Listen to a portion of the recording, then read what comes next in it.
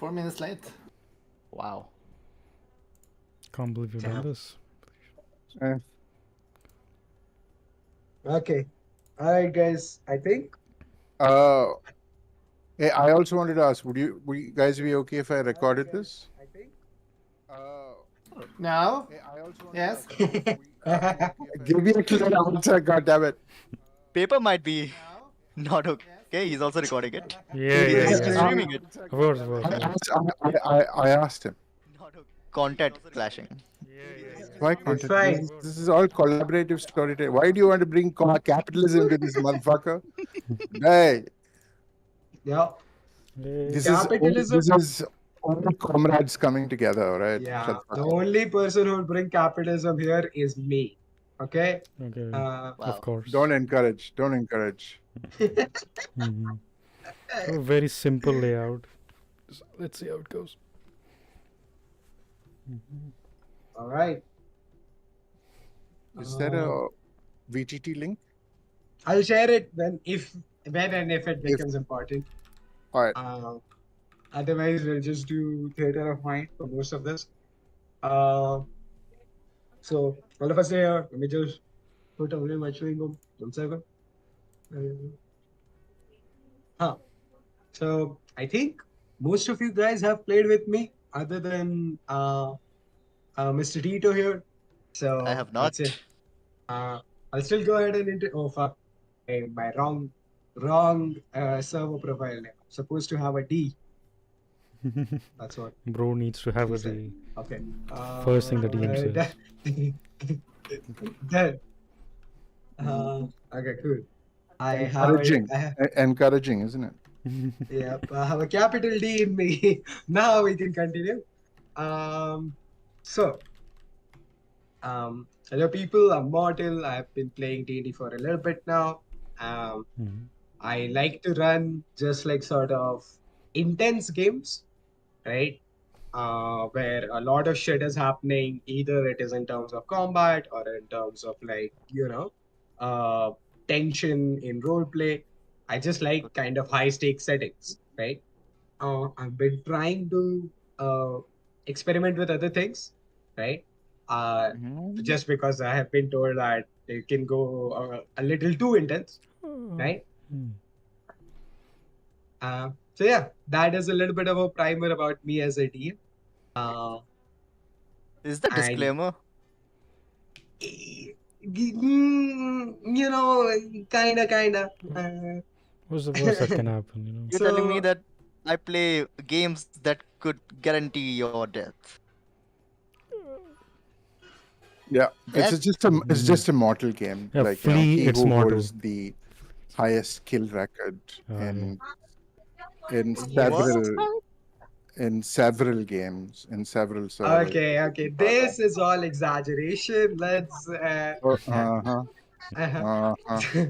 DM claims it to be fake news. So yeah.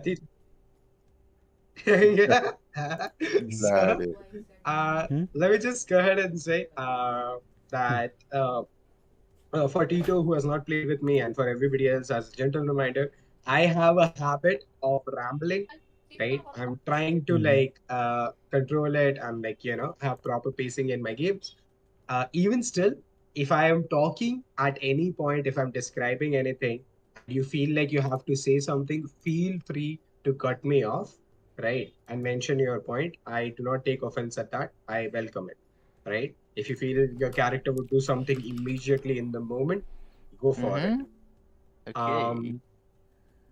Secondly, if combat ever breaks out in game, right? I only want the person who is sort of taking their turn to speak, right? Everybody else, please maintain quiet. Unless, of course, you are using a reaction to speak, right? On your turn, you can speak freely, say whatever you want, right? Of course, I won't let you monologue, but like any instructions, etc., that you want to pass, you can do so, right? I don't consider that to be metagaming. I think, at least the assumption I take, is that all of you are adventurers, right? And experienced ones at that. So you know how each other's abilities work, and you have like some basic strategies, etc. Right? So use the Discord chat to do whatever planning, strategizing you want. That's all chill by me, right? I just want the actual voice flow of the game to be straightforward. Does that make sense? Mm-hmm. Perfect. Cool. Uh, all of that said and done. I hope you guys have fun. And I made that rain because I'm awesome. Cool. So, um, and oh, last thing, the stream has music. If anybody is inclined to listen to it. Okay, cool. Oh, I am listening to it. Cool. Okay, I'm getting The 3 quest unique goal. names. Papir. Mhm. This is what bait So is. let's begin.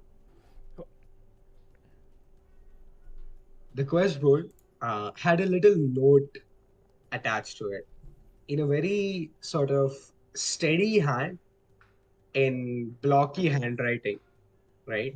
Not cursive at all. Um, it did not have a lot of details, right?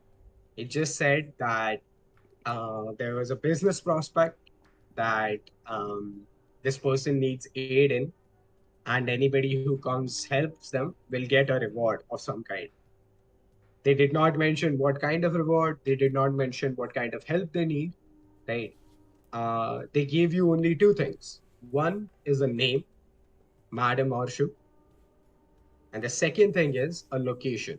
They told you to come in the Shards region of the New Keep City and look for the broken doors um, in the Shard Hub.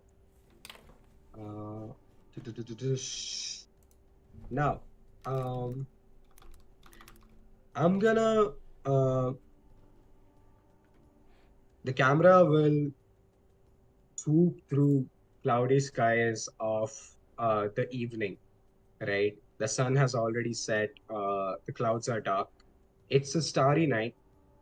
And as the camera slowly dips down into the crowded city of New Keep, it passes over the richer areas where noble people are having dinners and arguments, where children are being instructed by sword masters.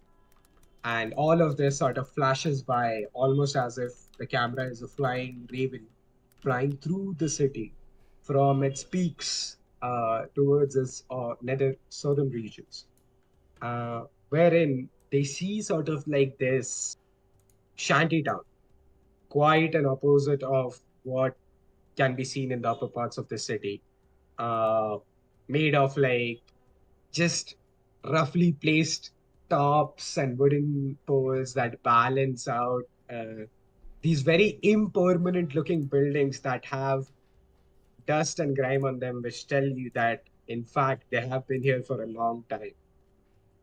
Uh, Slowly, the cameras swims through the shanty town, where beggars line the street and um, oh, we lost Shanti. Oh no. Oh, I thought you died, man. no, sorry. Forgive me. Couldn't help the beggars. Okay. Brain fart. No. Chill. The camera zooms through the shanty town as you see like these beggars in just sort of destitute people, really, unable to feed themselves, unable to clothe themselves properly. But you also see in this sort of black and white space bursts of color, uh, where a certain building will be decorated and graffitied in a certain style, right? There will be obscenities written for the king on some place. The symbol of the Borden Wardens will be defecated over. It's a it's a place full of contradictions, right? Um, there are many destitute people, and there are, on the other hand, many well armed and armored figures moving in the shadows of the Chinatown.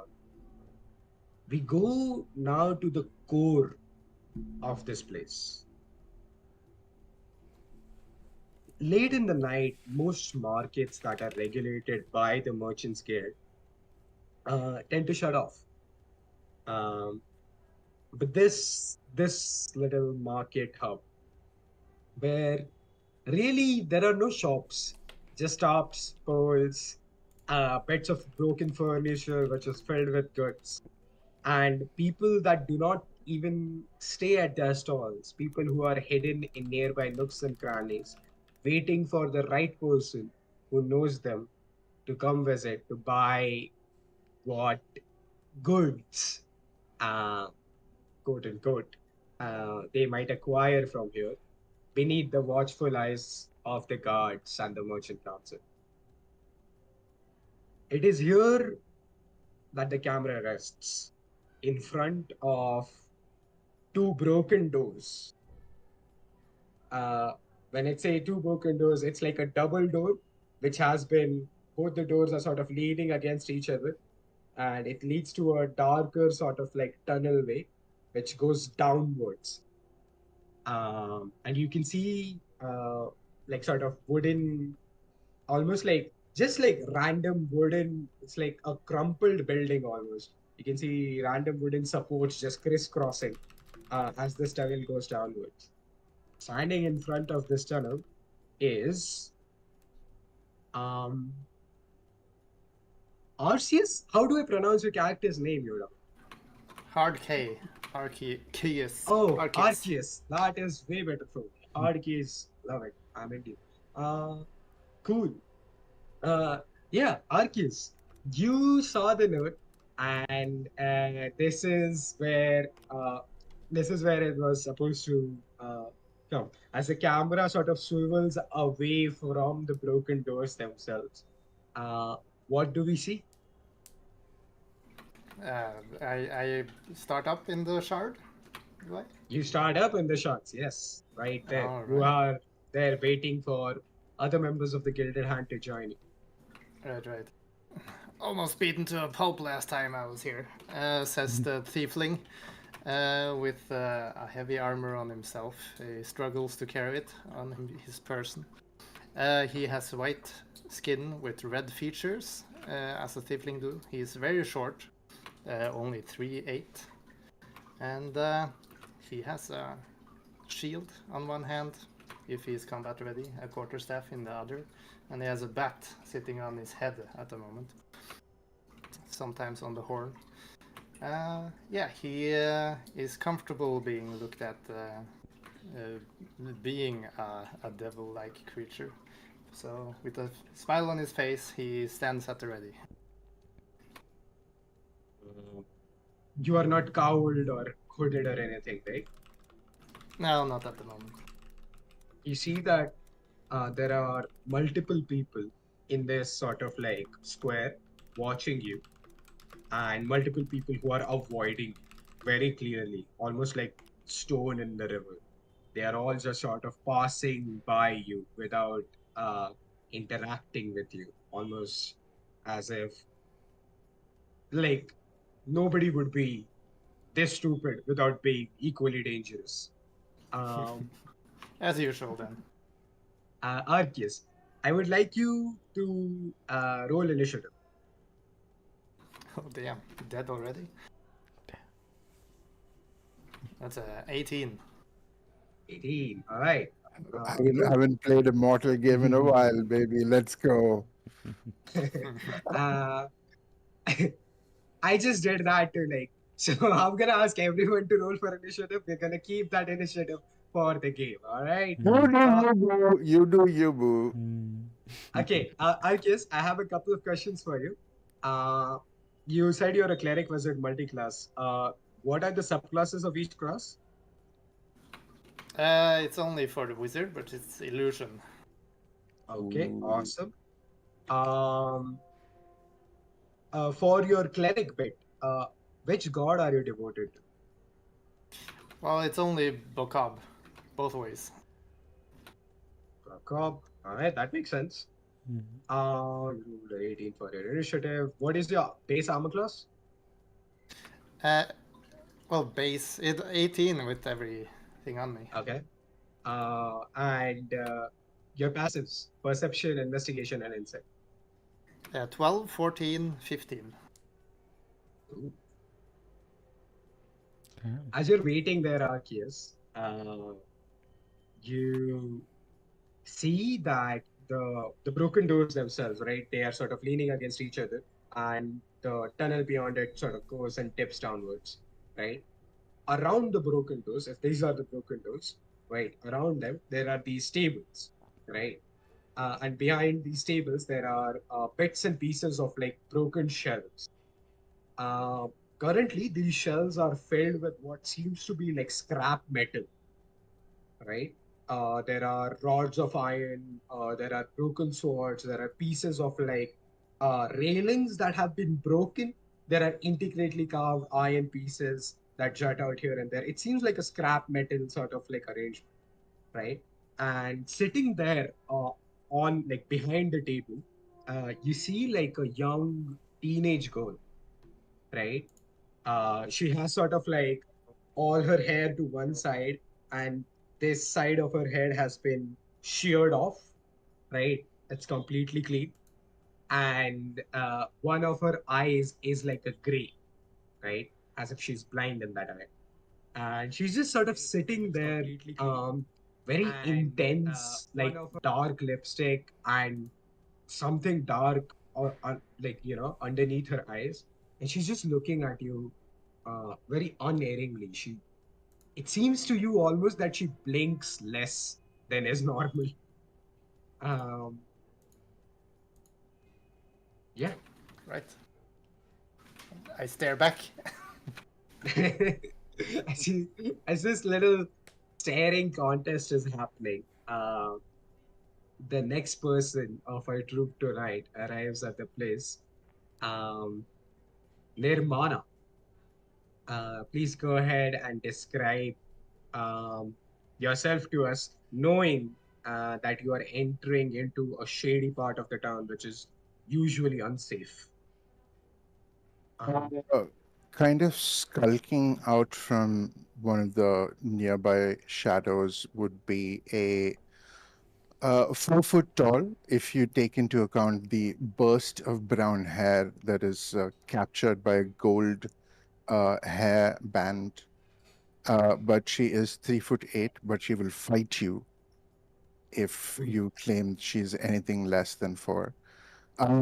She otherwise is a competent looking individual, very inquisitive eyes, brown, dusky skin, very even face, lots of earrings and piercings and braids that hang from the hair. She has lilac robes over white undergarments and underrobe. And over the robe is a gold leather harness to which is attached many slings and bags and tools. And she is as she sees Arceus, she will perk up and go directly over and like kind of half kind of take off the hood and go up. Arceus, it's rather good to see you, I must say. SPF, hello, represent, and do the fist bump. Still having eye contact with the little girl looking back at him. He's gonna tilt his head while still looking at the girl and kind of towards The Nirmala. girl is looking straight at you, blank face. I will instantly telepathic connection and like, we have to work on a secret handshake or something. I've just said SPF. We have to do it immediately. Suggestions? Oh, Arceus had this in his mind. He's gonna do like a soldier's salute, but from the top of the head, indicating like we are this tall, and point it outwards. And I immediately Like that, yeah. do this. I do the same thing in tandem, and we both give the kid a nod. Nirmana, would you please mind telling me? I already know your class and subclass. Would you please mind telling me your initiative? Roll an initiative. That is going to be a 10, I believe. Okay. Yeah, armor class and passes as well. Armor class with mage armor, which she would have Mm-hmm. cast like before she got into this unsafe area itself, No worries. is 14, Mm-hmm. and she does have shield. Yeah, sure, Um, sure, sure. passive perception 10, passive investigation 11, passive insight 10. Awesome. A very uh, perceptive and insightful individual, Nirmana. What was Nirmana's species? She is a rock gnome. Not know. Cool. Awesome. As you do the special sort of handshake, Odillo, you have actually Mhm. been here for a little bit now. You have been sort of across the two doors, Uh, right? Keeping a watch on the area, mhm, waiting for the remaining people to arrive. mhm, mhm. Uh, what would you be doing? And what do we Mhm. see? Uh, Odilo have been here for a while. He's just kind of looks back, looks down, talks to himself. You hear that? Even rats have given up on this place. Oh, all right. You see, walking out of the shadows, he's been here from the docks district, so can be seen with this kind of a ship worker's tattoo on his chest, which is open. There's a linen shirt that he borrows from a farmer that he recently know. There's these striped pants in like blue purples and golds. Also like a bardic overcoat. As he walks in, you see there's a sharp man, human, has a goatee, uh, gloves, gloves that are tied in with like beads, and finally he tops up with like a fedora, and slowly walks past towards the people. Uh, Approaches. Ah, new faces. The market's less lonely. Kind of takes the fedora down. I'm Odilla, songsmith, scribe, and occasional troublemaker. Leo. Arcus breaks eye contact with the lady now. It goes like like an impressed facial expression before he turns to Odella. And he points to the door. You here for the door as well? Yeah, heard that. Oh, didn't think there would be so many people coming by. Huh. Good to see that the. And he Oh, sorry. puts his hand in the air. I'm Arceus. Odella, was it? Odillo, hi. Good to meet you. Nirmana would step forward, put a hand on her chest, and give it a little bow before holding her hand up for a handshake as well. It is a pleasure to meet you, Mr. Odillo. I am Nirmana Shiftsand. It is a great honor to meet your acquaintance. I look forward to working with you. Oh, that's lots of words. Yes, great meeting you as well. Is that all of us? I would imagine, unless there were more people who'd signed up. Is as you say that, Ada, you just rush into the scene. There is water dripping off of your clothes. Please describe to us what happened. What do they see? You, s- you see Ada just like she's panting. She has been running for so long. Apparently, when she was running, she fell into a puddle because she's so tall. She forgot to see that there are some stuff that apparently the roads Mhm. here are dirty, and Mhm. she's gonna walk inside. She's gonna see Nirmana.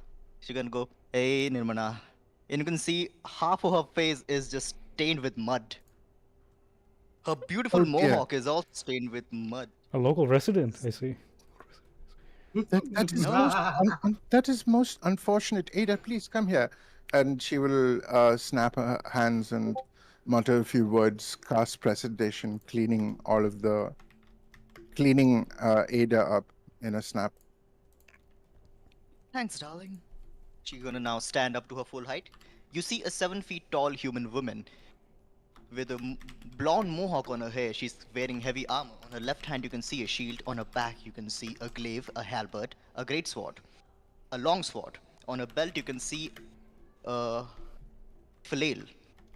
And she also answered to this quest, and she's here, not expecting to meet more people. In fact, see a familiar face.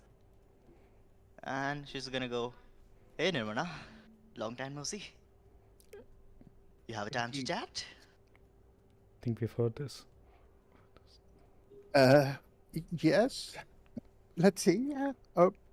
Joe permitting, shall we?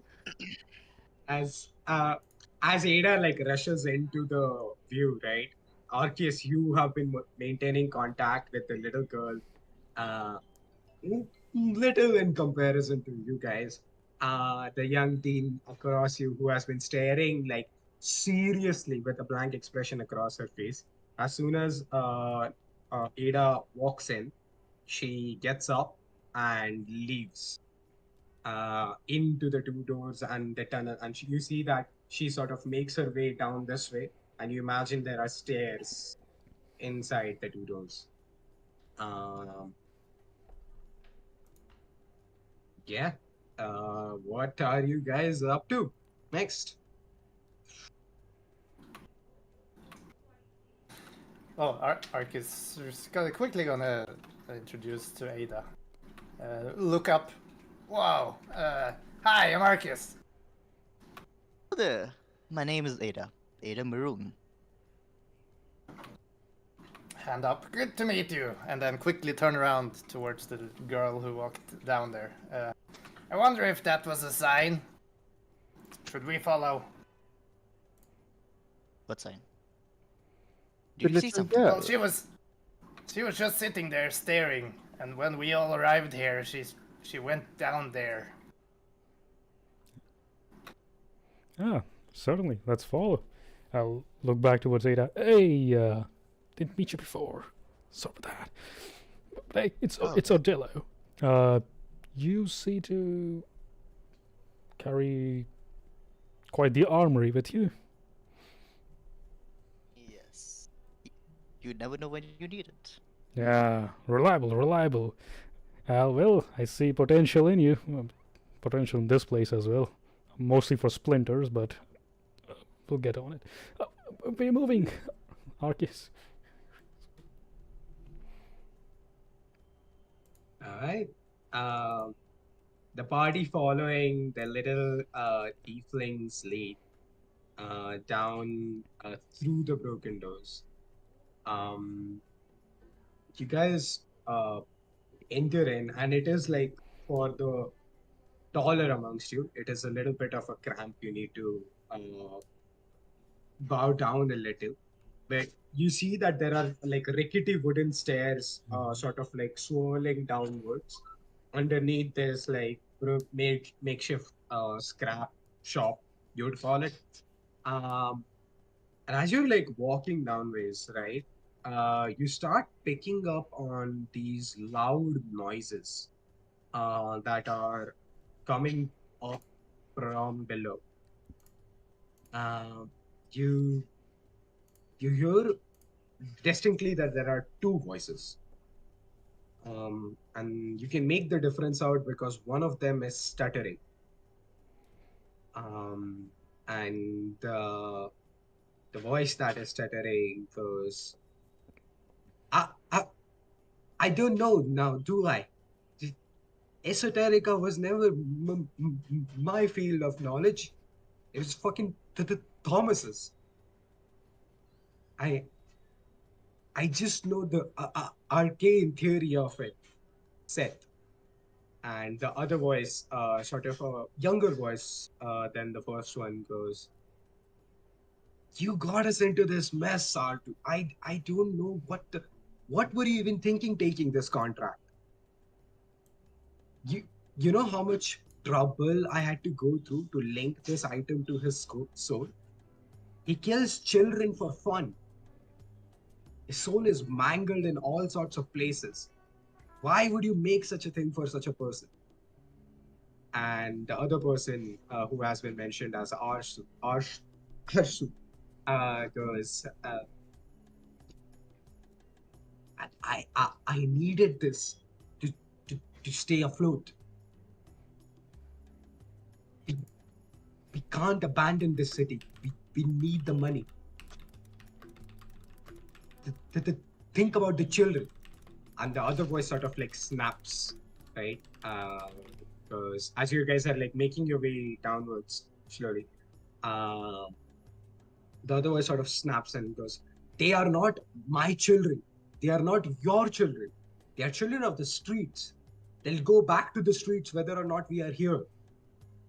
And then you hear, as if almost somebody has been slapped.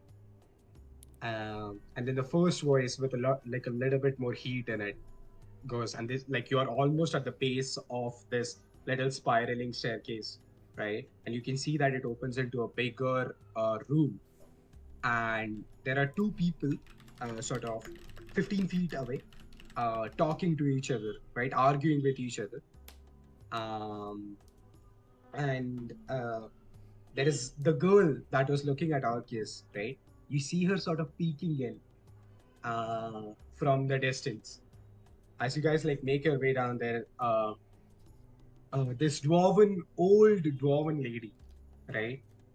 Long sort of like parted bits of hair hanging down here, right? She seems to be furious, right? There's a strong looking old dwarven woman whose hand is sort of like still raised, as if she has just slapped the person standing next to her. There's older looking half elf, and she, as you enter the space behind the girl, she continues on to say, you forget we are of the streets as well. These are our people. If we won't help them, who will? And as you guys all enter, right, in this little hallway, it's like very crowded. It's not supposed to hold this many people. And as Ada sort of walks in with her armor, there is a of her like slowly stepping on the damp stone of this little, almost like it's a weird sort of like stone tunnel, right? Which seems natural at places and worked in places, right? As if this was existing and these guys carved some bits of it to make a more sort of like this hallway kind of situation, which is opening into a bigger chamber that you can just barely see. And as Ada sort of walks in, the girl that was like sort of peeking in, she jumps, right? And as she jumps, the figures see her and you guys behind her. And the half elf, right, who still has like a red mark of like a short hand on his face, he sits down on a stool. And the dwarven lady goes, "Come in. I assume you are of the gilded hand." Indeed, we did not mean to interrupt. We have to give you some time to resolve this complication, perhaps? Yeah, violence, the universal language. I'd offer to translate, but I think I got the message. I'm like on the backside. You will look up with a smirk at that.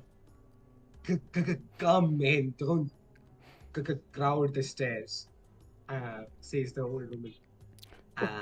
Okay. I assume you guys follow through. Let me know if any of you are like staying behind, doing anything else in this place.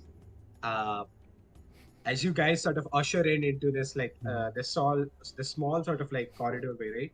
It opens into this larger circular chamber, right? Again, carved with stones. There are random like wooden pieces that have like sort of like act as supports. It's a very rickety looking place, as if it can fall down anywhere. But as you walk in, your attention is taken away from the structural integrity of this place to what is around you. There are walls filled with pieces and bits of like different types of biological matter, You can see horns, you can see bits of skin, you can see floating eyeballs in liquid jars all alongside one wall, right? On the other wall, there are different sort of like tool sets, right? Herbalism kits, sort of like tinker's tools. They have all been sort of neatly organized and spread across, right? And all around these little places of organization, you see a lot of like matter, right? That is like just dead matter on these long tables, right? There are 4 long tables in the circular chamber, and on these tables there are you can see like random weapons that are lying around. You see that there are like weird materials that you don't recognize, some that you do recognize, some that you recognize to be explosive, right? Um, the wizard amongst you, Arceus, and anybody proficient in Arcana, to be fair, you can also see that on some of these tables, just from where you're standing, like close by this edge of it, you can see that there are like protective runes that have been carved into the tables, right? Here and there, almost as if to contain the bursts of like magic, right? That can happen by experimenting with it. This place is just so outlandish, right? In compared to the rest of the city, it for a moment takes your breath away, right? Before Madam Arshu goes, this problem doesn't need time to be resolved. Uh-huh. In fact, time is the problem. Take a seat and I can explain. Is there a place to sit? Is there a place to sit? Yeah. There are, you see that there are no like, she is standing on what seems to be like there are these 4 tables right here, and there is like this table, right? They are like sitting across the 2 stools. There are more stools along the tables, but they have not been arranged for a meeting, right? As if she expects you to bring your own goddamn stool if you want to sit, right? Oh, Can mm, sorry, go ahead. I don't know. Fine, right here. Didn't know spleens would be this conversational. Please. Marcus didn't hear what she said. He's just distracted by the room, looking around. Yeah, Arceus, you see, like, you can give me an Arcana check, Arceus, actually, if you're taking more of a moment to look around the place, you can give me an Arcana Yeah. check or an investigation, your choice. Given that the telepathic connection is still up, can I give aid on that, because I'm also proficient, so we're doing a little quick mental, like, 100%. You're both like just sort collab. of going over the inventory of the room. Yeah, Oh, yeah, there is dragon scales right there. That is apple yeah. scale. Tuck, tuck, tuck, tuck. Yeah, fair enough. Go for it. Nirmana has gotten used to starting a routine whenever Arceus is around, so like, yeah. Yeah. As soon as he gets down the stairs, he would probably just go like, "Whoa," in the mind link. But that's a 14 and a 9, so it's a 14. Okay. Inspiration to fucking Rain, who just mentioned in the chat, Bluetooth between short people. That is insane. Oh, wow. Hey. Oh. The SPF, because small things can also be violent. Oh, okay. This image that I shared in the chat is what Madam Arshu looks like. She's the old Gowan lady who is. I think I've seen her before. I suddenly quivered. I suddenly quivered as soon as that came up, because Iskandar never actually met Arshu. Yeah. She So, was like his boogeyman, like, Yeah, so you can see her. That's where she is. She is the one who is like Arshu. Yes, that is correct. Yeah. And standing across her is a middle-aged, like elven man with like some scars on his face. Like he's sitting down now. Slap that He's literally bad. slapped. He's slapped. Yeah. Oh yes, the classics: beakers, flasks, and nightmare fuel. Oh, as Ordilo starts looking around. Uh, Uh, it is indeed, for people who are not of the arcane profession, this room is indeed a little bit weird, right? It smells of chemicals, um, and is like it's pungent, right? It's almost like it's burning your nose hair. Um, there is to the sorcerer, right? I will say this: as you enter this room, right, you feel that, like sorcerers, in my opinion, are connected to the very being of magic, right? Uh, as you enter this room, right, you feel sort of magic has seeped into every little corner of this rickety chamber. Um, Orcus on a 14 to you. I'll say that, um, as you as you and Nirmana sort of look around, you indeed notice a lot of spell components, right? Um, Around in that wall, and other things as well. With the 14 Arcana, you notice like some sort of aberrations, right? Like that, which is weird. Aberrations generally don't like leave remains behind, because, like, they are of the far realm. They don't make sense in reality. But there are pieces of some clearly aberrant material which have been preserved, right? There you can also see fiendish bones that have been preserved, which like would require one to go to the nine hells somehow to acquire, right? There are pieces of like these. Just to clarify, these are not in large quantities, right? Like very small quantities, but even their presence here, right, means a lot. Means that this person is collecting material with magical importance, right? um, as you guys sort of like settle around, uh, Madam Ashu looks at you, all of you. Her eyes sort of go over all of you one by one, right? And she says, "Well, all right. I have a problem. This." And you see, she points to a club, right? A wooden club that is like laying across her table, right? And with the 14 Arcana check, Odila, are you proficient in Arcana? Just checking. Me, half proficient. Oh yeah, because bard. Yeah. Awesome. Half proficient. You see that there are runes carved into this club, right? Um, in Sylvan. There are essentially Sylvan letters that have been marked into this club, and the old woman lady points to it and continues to say, "I need to produce this item, or uh, I should say, make it into a magical item by tonight." What? Okay, a club with Sylvan script. When words fail, you. Or. Is this magic or. It's. He's very confused, right? He is out of his element. Arshi sort of like rubs her forehead, right? And you see that she mutters a word of like arcane power, right? Immediately recognized by some of you as the verbal component of minor illusion, right?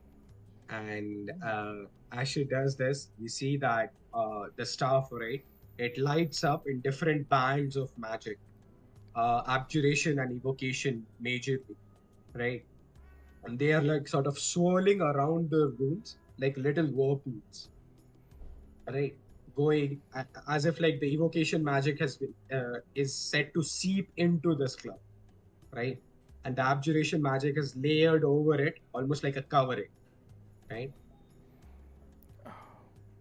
You, you do not need to understand the arcane theory behind this. I have done the research, me and Marquis here, as she points to the half-elven man who's just kind of sulking at the moment, whose eyes are lingering on like Ada's glaive mostly, right? Um, and she continues to say, I, I spent the day and night compiling all the research required for this, and I have figured out the arcane theory. I I think I can bind this item to my client's soul, right? And I can make it work. You are proficient in the arts of enchantment, madam. It is a rather dangerous proposition to make any enchanted item. It is, in fact, illegal.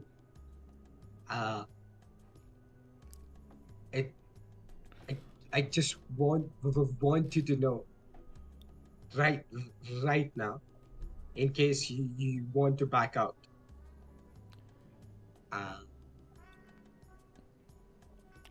But you don't need to worry about the arcane theory of it. As she's saying this, Yoda, you look at this item and you look at the runes, and now that they have been helpfully lit up in the not Yoda, sorry, Arceus, my bad. They have, now that they have been helpfully lit up in like the appropriate schools of magic due to her minor illusion. You can understand actually the arcane theory that might have gone behind this, right? Like similarly to how an engineer can sort of look at a machine and guess at how it could work. You can look at it and you don't know the details, but you know the basic theory that might have went into this, right? You know that the runes are sort of like there to stabilize the flow of magic. You know that the abjuration magic is keeping harmful effects away from the user itself. You know that the evocation magic is supposed to enhance the damage or output of this machine. And you understand that this is like a standard, like, even though you don't know the details and actual process of how she got here, looking at the finished product, you can sort of guess, right, that with enough time and effort, you could do something like that, right? If you had the right kind of knowledge. As she's saying that you guys can't understand the arcane theory, right? You don't need to. She continues on. As I, right. The thing with the enchanted items is you need to base them in practicality. This, and she points to the like, you know, lit up stuff with all the runes and like flows of magic. This is just theoretical, and as she says theoretical, the minor illusion fades away, right? For it to actually work, you need some component that can create this magical effect, that can draw the actual energy. That part of the process, I don't know, because it requires one to understand monsters. You see, monsters have permanent magic. You can only draw magic to a certain degree, but a monster is innately magical, permanently magical. So to make a permanent magic item, you need some part of the monster that can permanently enchant this item. Does that make sense so far? I follow with your theory. I accept that it is plausible. Yes, no question thus far. Arceus? Technically, yeah. I'm with you. You Right. see Ada nod, nothing goes into her head. She's completely out of any knowledge from magic. She's just nodding. Doesn't Yeah, make I know. any sense, but What's illegal will make for a good story, so I'll stay. Indeed. Right. Then. We would also be very willing to overlook that if you perhaps share this process with the mages of the Gilded Hand. It would be quite useful in our attempts going forward, perhaps. She waves her hand away. You guys are too loud for my tastes. Oh, okay. But perhaps too But soon a judgment? that can change. Yes. She looks at you, Nirvana. You see, I had a friend. As she says friend, the half-elf guy goes, fucking bastard. And she says, friend who used to help us with the esoteric part of this, the finding and hunting monsters. His name was Thomas. He is gone, is vanished. And I need to deliver this item soon, or there'll be problems for me and mine. So, I need you to go out and collect the same esoteric knowledge and bring a monster component that will help me do this. In exchange, and she pulls out from one of the drawers, right, in her table. She pulls out 2 scrolls, and these scrolls are old-looking sort of parchments, right? And she presses, like, as she pulls them out, right, and sort of unfolds them, right? They are invisible, like they are empty for a moment until she places her hands on it, and you can see like sort of like rune circles light up on it as runes of again sort of Sylvan mixed with celestial starts appearing on both of them. And she says, "Can offer you scrolls of powerful magic if you do this for me." To be more precise, what exactly is it that you want us to do in terms of collecting arcane knowledge? And do you have preference of a monster in mind for a specimen to be brought back to you? Not arcane knowledge. I have that. Esoteric knowledge about the monster, and more importantly, component of the monster itself. That's what I want you to find. To Thomas, before he vanished, he told me that near the riverside outside of the city, there are rumors of something that might work.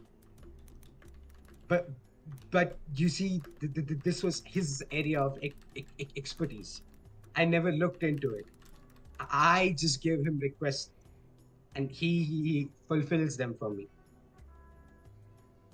So I have All right. general location where I can send you. You would prefer us to continue that thread of investigation and to resolve it? Yes. All right. I think that could be amenable, eh, chaps? She looks up. Always doable, yeah. I have one question though. You're giving this club to a person, right? Yes. And what's the practical application that this person is going to use the club for? Mhm. That is none of my business. And the half elf goes, the hell it doesn't. He's gonna use it to kill people, Arshu. And she just like raises her hand to like just stop him.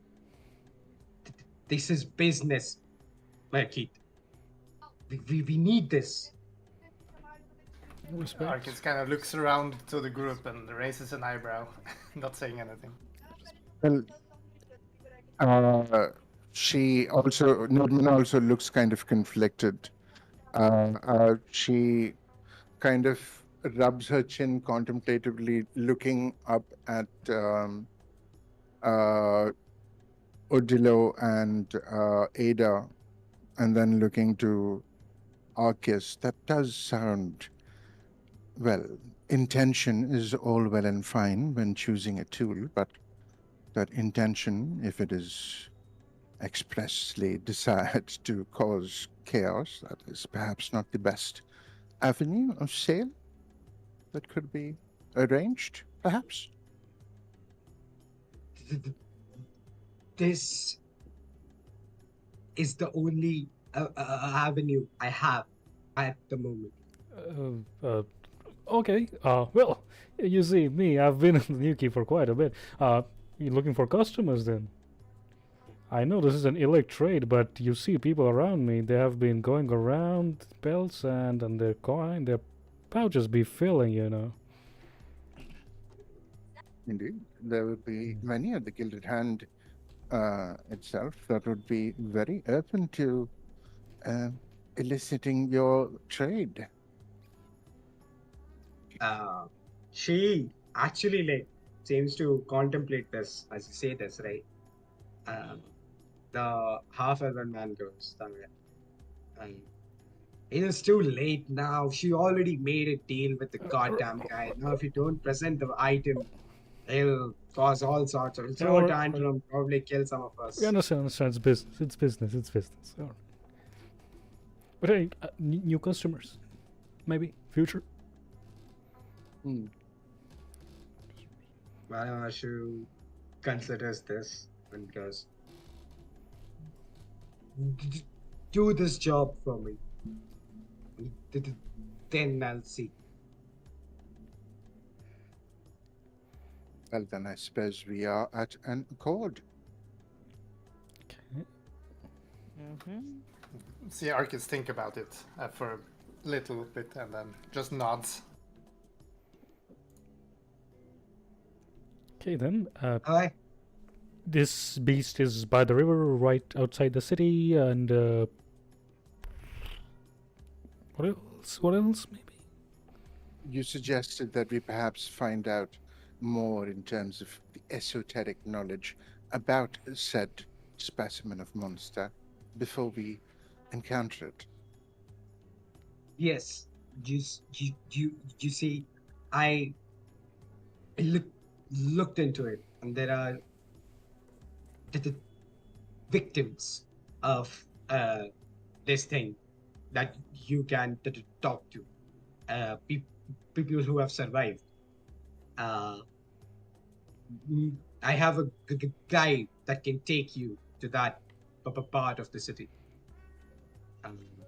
That would be a good step to start, eh, chaps? She looks up and around.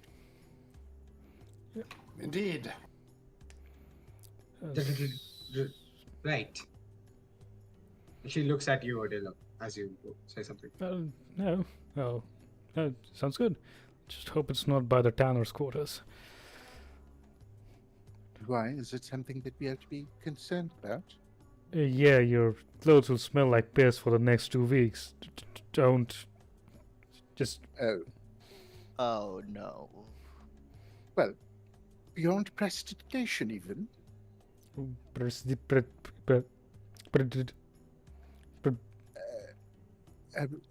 That's all right, darling. It's just it's a spell that I can do. It's a transmutation thing. It cleans things up. You'll be fine. And she will actually, in that moment, just kind of do a little sharp little whistle, and 5 little bees will come out from her cloak, and they will just go and fly around each person's head, and they'll be constantly just casting prestidigitation. They can last for a while. Wow. Oh, I've not been this clean since last winter. Damn, feels like I took a bath finally. I apologize if that was not what you'd intended. That is a side effect of the spell. I hope it's not. Okay, Uh, I appreciate that, but I really would not. I really would like to not be around this. I point at the alchemy table. I think that thing is bubbling. There are actually pieces of the table that are melting. oh dear. She kind of. You see, Madam Arshil sort of looks at her. Oh, stupid fucking apprentices. And she says this, and she goes, Spark.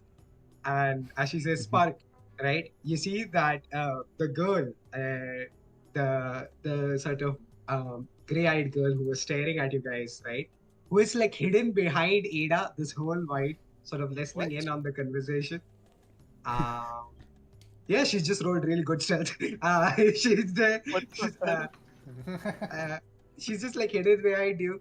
She jumps again. She's like, yes, madam. Spark. She goes, bring in early. Ada goes, wah! Oh, As this thing pops out. Spark, the girl, right? She looks at you and she gives you like a small smile. It's like, I'm sorry, I just wanted to listen. Then don't get all jumpy with me. Yeah. All right, I'll leave you in peace. And before you can say anything, she just vanishes up the stairs. After you have a minute or so of time here, while Madam Urshu was putting out the alchemy table, sort of sterilizing it, and you can see, while this is happening, Arceus, who, again, you understand arcane magic, you see that she puts her hand and rune circles form around it as she slowly, stabilizes this with enough abjurative force. Then she transmutes away the little bit of, harmful substance into, wood, right? Clearly, she's a transmutation wizard.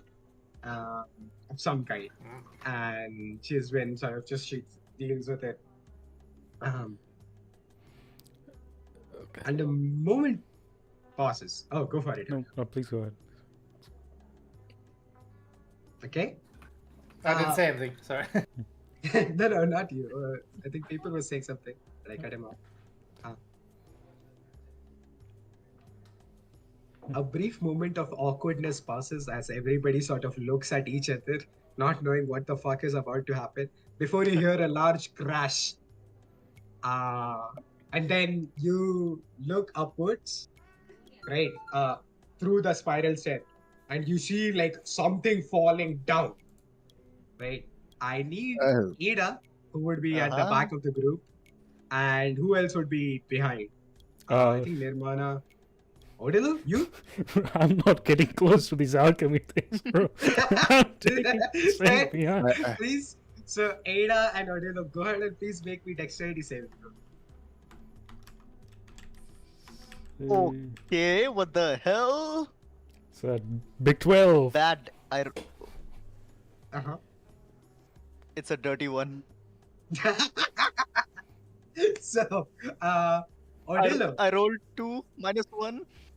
Oh my god. So, Odilo, as you see this wooden something falling down from the spiral stairs, right? Just breaking the stairs in the process. Just this heavy thing coming down. You immediately, very gently, just instinctually swirl away, right? In a bit of grace for what is about to be a grand explosion behind you, right? You just know that this will be an amazing pose to sort of replicate later on. Ada, on the other hand, is not so lucky. This massive wooden thing, right? It comes down and it falls directly on your head. Dealing you 2d6 points of 7 points of bludgeoning damage. What the hell? And you're knocked prone, right? And on top of you is this now broken wooden contraption, right? You can see that it is made with roughly put together bits of crates and little metal spikes, which you are happy did not hit you, and a broken spoke right? That is sort of like the wheel. This seems like something of a small miniature cart, right? But there is a fire in it, as if like somebody was trying to light it up as it goes by, just to like increase its speed, right? And collapsed on a heap on top of you, Ada. Now, this little cart, by the way, like it's massive as an object and heavy, but it's little, right? Uh-huh. And collapsed on you is this like 6-year-old boy, right? What? Fair of skin, large brown eyes, right? Sort of like hair like me, essentially, just like this standing hair, which has been burnt off in bits and places, right? This like little boy, right, is like just like on top of you, and he's currently like his big eyes. He's looking at you. He's like a rather small, like button type nose, right? And he's looking directly in your eyes, Ada, after having crashed whatever the fuck this contraption was directly onto you. He was like, "Hello." Where did you land from? Where did you land from? I'm sorry. Only was Sorry? just trying to make a lift. That car did not travel lift? far. Like, I'm sorry, miss. I'm just trying something. And he has not got, like, he's still just, like, on you. This little kid, just looking you into your eyes, is continuing the conversation as if this is the most natural place for him to be. Right? You see Ada's I- head swirl a little as 3 tiny Titos are just flying over her head. You can't see it, but I'm just imagining it. Nirmala would, of course, like skip over to Ada and try and help her get up. Ordelo's yeah, I'm doing a just gonna Michael stand Jackson up. toe stand. He gets back from the side. Like, okay, there'll be too much dust. Sorry, can't help. As the kid, like this big brown eye sort of looks into your guys' eyes as Nirmana, you help Ada stand. He also like sort of rolls off, right? And in that burst of energy that only like very young children can produce somehow, right? He taps into his infinite pool of energy, jumps up, right? And you see that he is wearing like a very simple like sort of shirt, which is also torn in places, right? And like simple pants. And this kid again looks at you. Hello, Amani. Sparky called me. What language? Please use the stairs next time. Yes, that's not very indicative of a very well set up laboratory or workshop if it's so easy to come crashing down on top of everyone's heads. That's quite budding. Yeah. Appreciate if some broken, but yeah. you see Murkit, the half elf, is just like muttering under his breath, shaking his head. I'll say the more perceptive of you pick up damn fucking brats. She's let them go to her heads, and you see Madam Arshu just sort of laugh, and you see it's like a full-bellied dwarven hearty laugh, like she's like, don't mind he imagines himself a little bit of an inventor, who plays with scraps around the workshop. And Ernie, with his big brown eyes and this little nose and big smile, and you see as he smiles, there are like a couple of teeth missing here. He smiles at you and goes, "Well, I love it. Ernie loves it. And You Wally sure not, do. Ernie is the best black He's best what? brat." Oh, He looks at you brat. very proudly. Yes, Mom. Yes, darling, you're doing a good job at it. Yes, I am a boy rat. How? That's And I have a bat. And he presents his bat. You see the kid sort of like leap as he comes close to look at the bat. You see he like pokes the bat very roughly into the chest. This. Hello, Bat. I am Brat. I am Ernie the Brat. Uh, and as he's saying this, right, for the first time, you notice that the structure of his face, right, the nose structure is a little bit stretched. And you can see that there are like what you initially just imagined to be like normal hair, but you can see like gray hair and like big pink ears. It seems like the boy has a little bit of like a rat-like element to him, right? Um, and I will give this to the sorcerer, right? As you pick up Ada, Nirmana, you, if the world, right?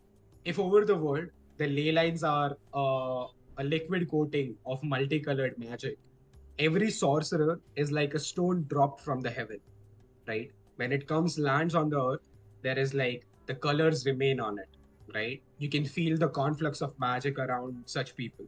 Sorcerers are magic made incarnate. Uh, this kid, you feel it on him. You feel the magical energy sort of swirling and uh, like sort of, confluxing over him. This is, uh, you imagine to be like a wild magic sorcerer in the blue, right? Uh, this kid Ah. has strong innate magic, and it's like turned himself into this rat-like creature. Um, Really quickly in that moment, do a quick, connect, disconnect, connect, disconnect, connect, disconnect, telepathic link with everybody and share that little observation that I've got about the kid. Awesome, very easily done. Madam Arshu goes. She lets the chaos happen for a little bit, but she goes, Ernie, I need you to take them to the riverside. Make sure nobody sees them. Wait, do you mean Uh, this child to accompany us to this potential scene of conflict with a monster? That seems rather absurd. Don't worry. Ernie is the best guide. And Ernie goes, yes, I'm a brat. I know all the city's little tunnels, hideaways. I can take you anywhere you want to go. Before that, and I'm gonna go take a step forward to this old lady. You gotta do something about what just happened to me, and I'm gonna point at the bump formed on my forehead. You gotta do something about it because I need to be at full form for this mission, my lady. She looks at you like quizzically. It's like, you can't handle a bump on the head? I thought you guys fought monsters. Yes, we do fight monsters.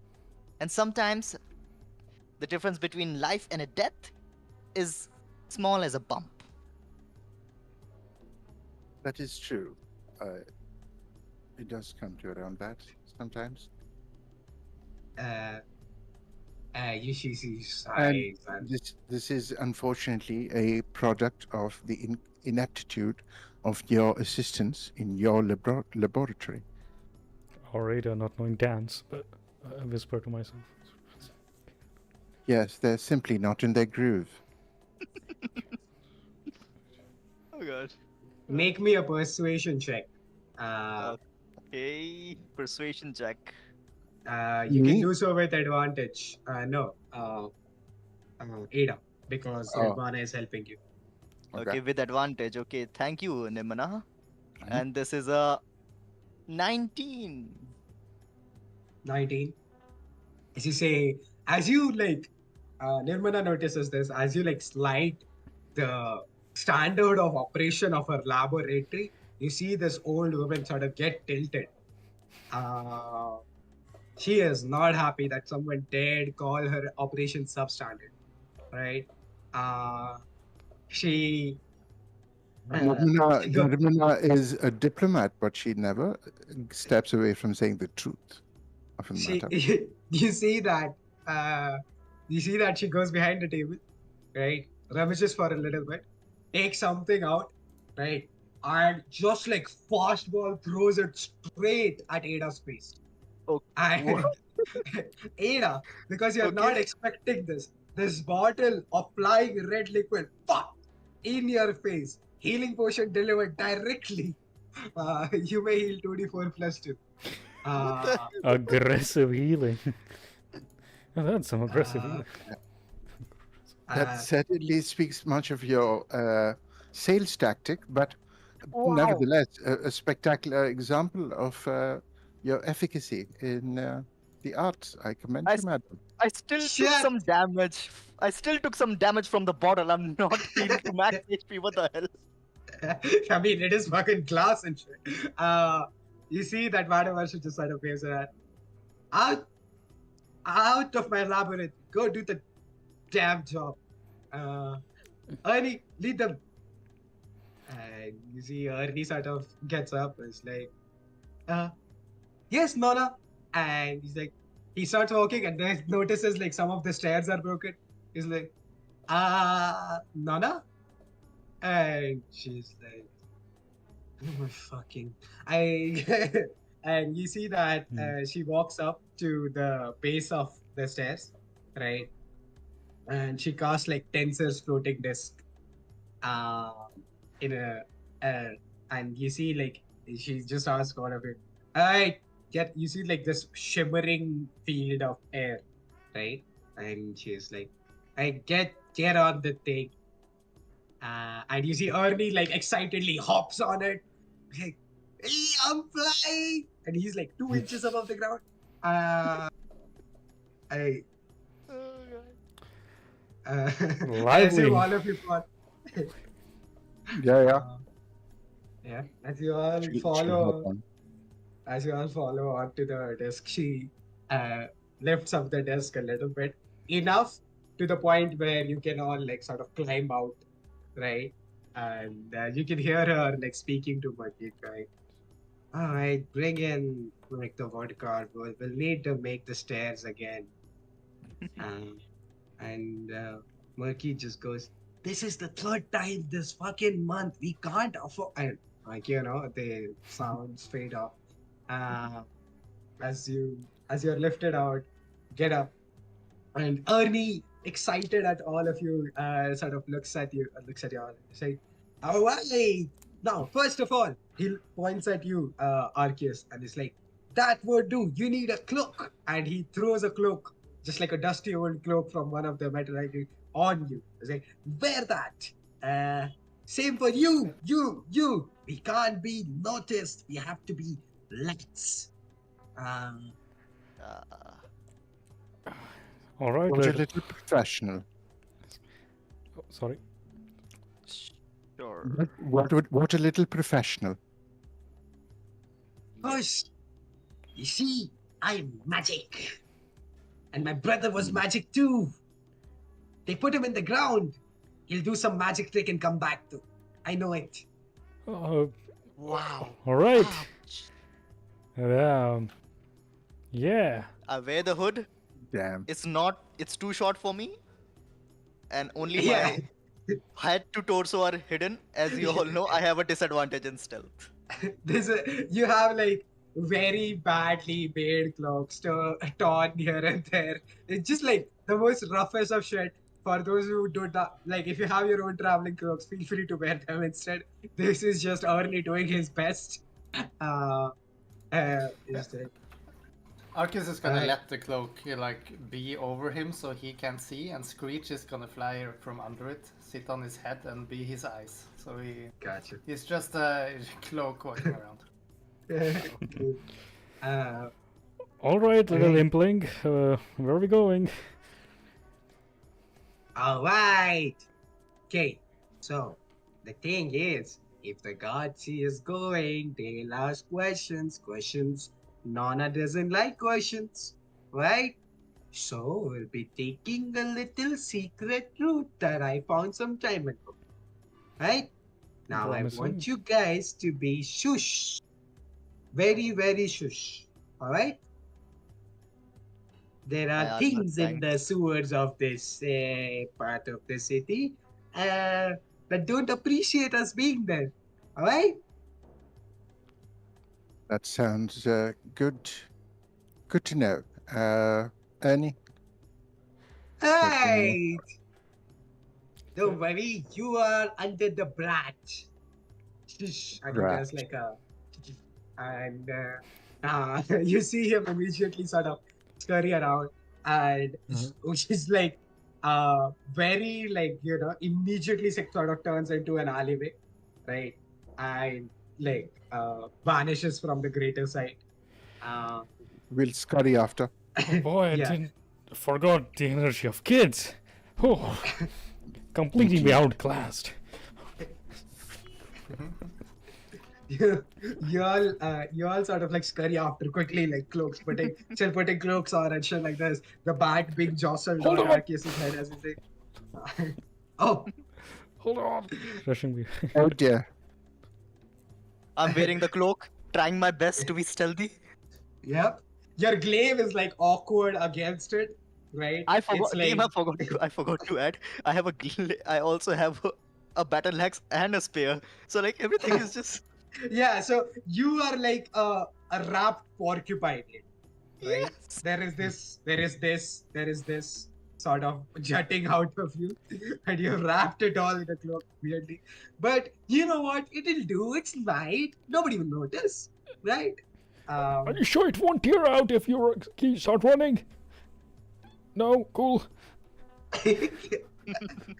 As all of you start like shuffling behind my guy Ernie, sorry, my bad.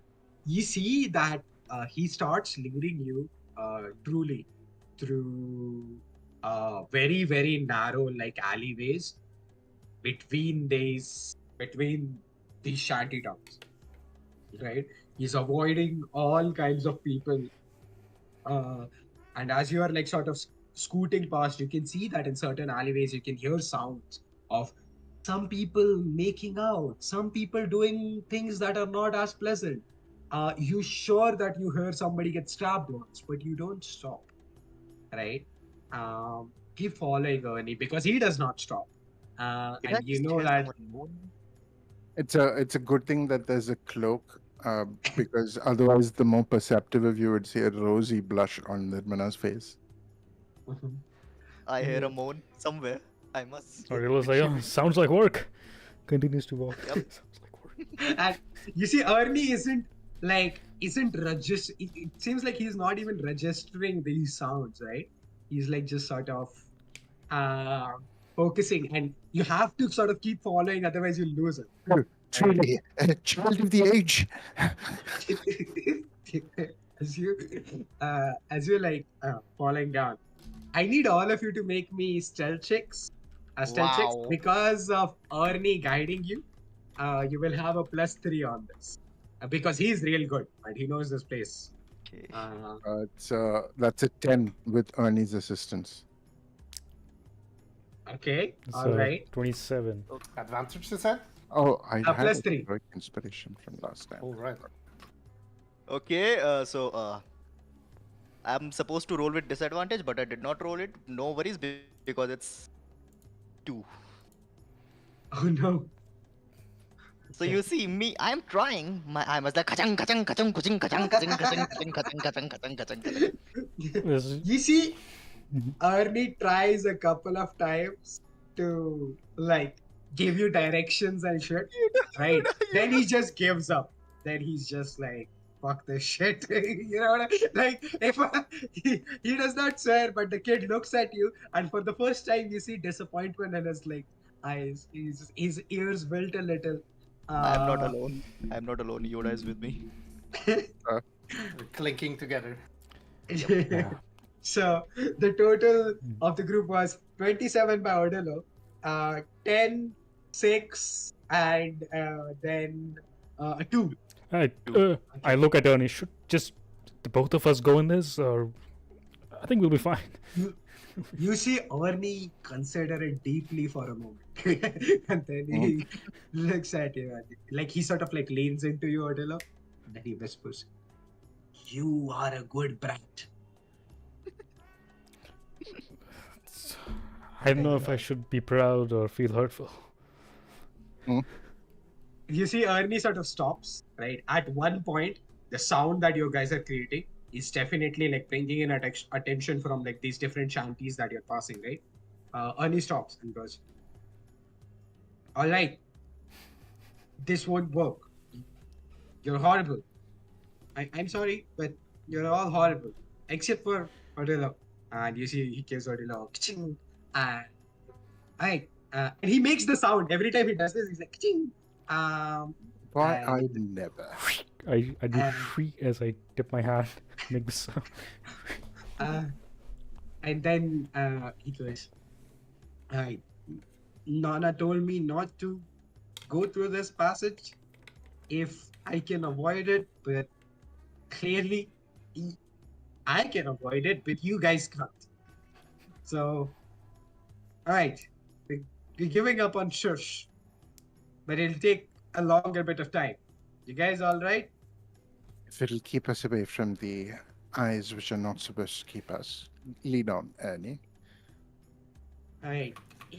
And he looks at you, Ada. He's like, it's gonna be a bit of a squeeze for you, giant lady. I'll try. I don't even know where you'll put your weapons, but you know what? What does a brat know? Ka-ching! Yeah. And Ka-ching. you see that the shanty across which you had guys have stopped, Orny enters it. And as he enters it, he sort of like takes the tarp across and he takes you guys in. You guys all quickly go in, and you see that this Yeah. is like a normal small house, right? Like not a house, essentially tarp, wooden क्या boards, करना था बताओ? right? Dust everywhere, नहीं. grime everywhere, broken wooden furniture that has been repurposed, right? And a small bed. And you see Ernie is trying to pull the bed. He's like at the bed frame and he's trying with his arms. It's like, oh, a little help. Let me help you with that, hun. I will help him. Do I need to roll or do I just do it? Nah, bruh, this bed is not even well made. You have to like sort of restrain yourself or you might break the bed frame by mistake. You you sort of like slide the bed across and you see there is a small like trapdoor underneath it. Ernie quickly goes up to it. He's like, open it up. And he's like jumping on the spot. I love this I- part. I open it up. You open it up. Can I go up and ruffle the little kid's hair? Yeah, you can. You see, Ernie does not mind. He's like, you are one of those good people thingies that Nana keeps talking about. There are good people and then there are bad people. I know this. I'm big. And as you Right see, you are, brat. as Ada opens the trap door, right, and you're ruffling Ernie's hair, you see Ernie immediately like sort of looks and then jumps straight into like this darkened tunnel. You can't even. I'm gonna panic for a second. What the fuck? Okay, children. Ernie jumps, lands, and you see that his ears, right, start glowing approximately 10 feet underneath. Right, his massive sort of like mice-like ears, right? Whoa. They start glowing with this iridescent light. He's like, Eh, come down. Curiouser. Hey, Okay. whoever comes down last, remember to put the trap door back. I suppose that should be you, Ada. I don't think I can manage it. Yeah, sure. And pull in the bed if you can, alright? Sure, why not? And give me a candy. I don't have a candy. Yeah, alright. And he sort of like walks in and he is like into this darkened tunnel and he has taken steps forward, right? I assume all of you guys sort of make your way downwards slowly. Jumping for- As you land into this, his ears illuminating the way, right? You see that this is a worked stone, right? Mm-hmm. Small, like almost like a duck, or like a viaduct, right? To best describe it, either it was used to pass water or what, you don't know, right? There seems to be very good construction, like the stone, even it's old construction, old stone, right? Worked stone, but it is still well preserved. There are bits of algae here and there, but like, and the air is damp, but overall, right, for how aged it looks, it is like well made. Aqueducts And in my this fantasy. like sort of Crazy. um contrast, or I would say conflicts, right, with the rest of the Mhm. shanty town above, right? This seems like a something from a totally different place, right? Um, but Ernie drops in, and as all of you guys follow, it's a it's like a 3 feet tall thing, right? Oh, So all of you have to sort of like duck in, uh, slightly for the shorter people, and for Ada and Odilo, I'll have this to is like crawl. I'll have to yeah, yeah. crawl.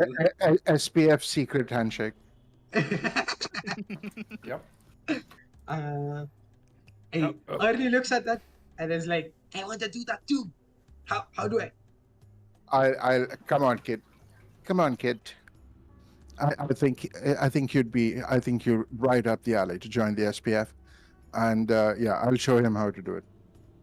You see, it takes him a couple of tries. He's apparently a perfectionist, and then he's like, right, I got it. And he keeps doing it now that he's traveling. What Um, is SPF? It's the Short oh, Person Foundation. What? It's the Short Person Foundation. I did not stutter. short Okay. as Ada is crawling behind you, clunk, clunk, clunk, clunk, clunk, clunk. Arcus is gonna look back to Ada and go like, "Now give us a candy." Three hands reach out. Arnie reaches out with 2 hands. He's like, yeah. Hi. You're no fun, giant lady. I don't like you. You are not a brat. Yes. And it was,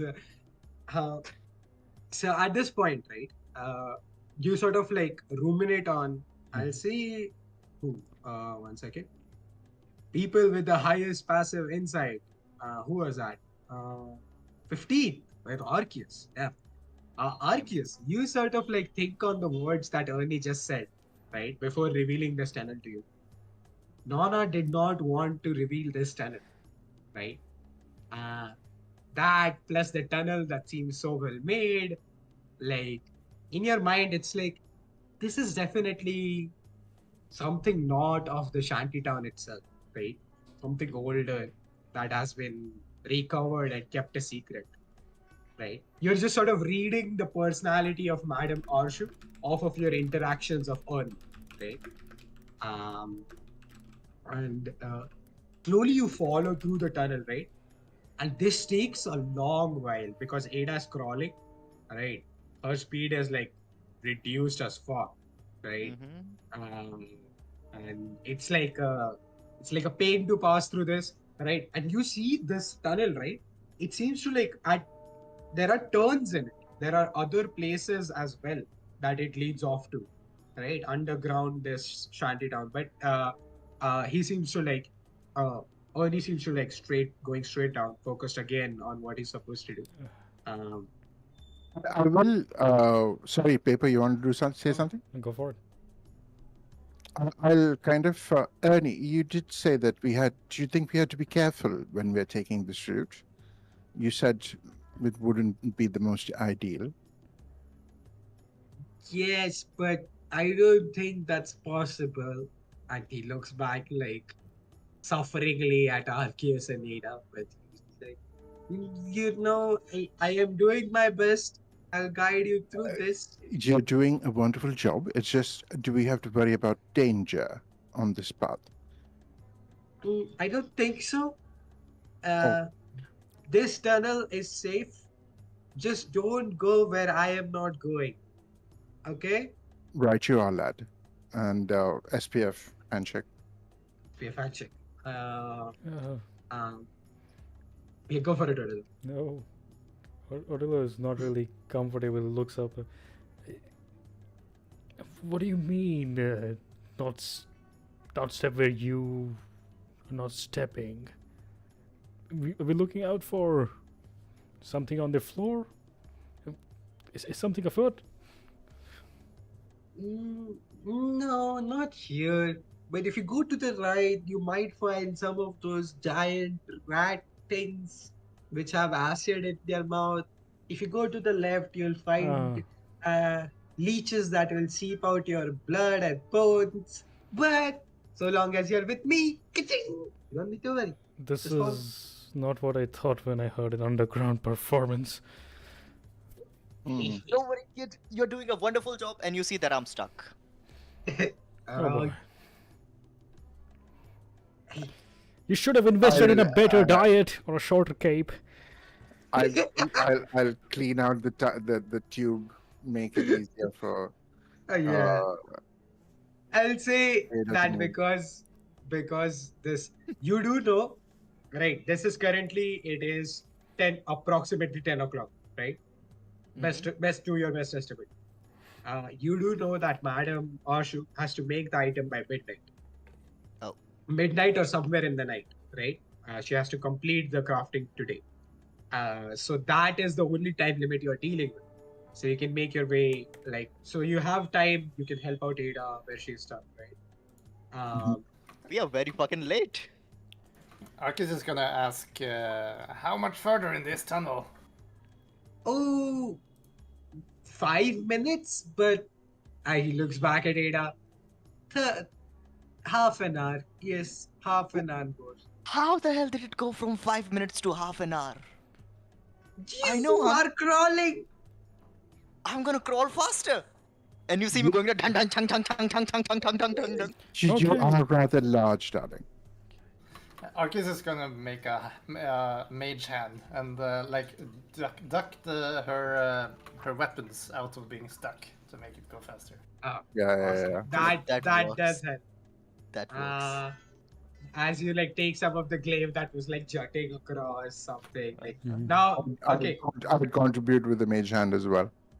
cool. You take so Ada, just to be fair, you don't have your weapons on your person at this point. They are with your Wait. friends. Wait, Right? how many weapons? What weapons? Your glaive is And gone. What weapons? They say. I have The whole many of armory. them. Okay, I have many of them.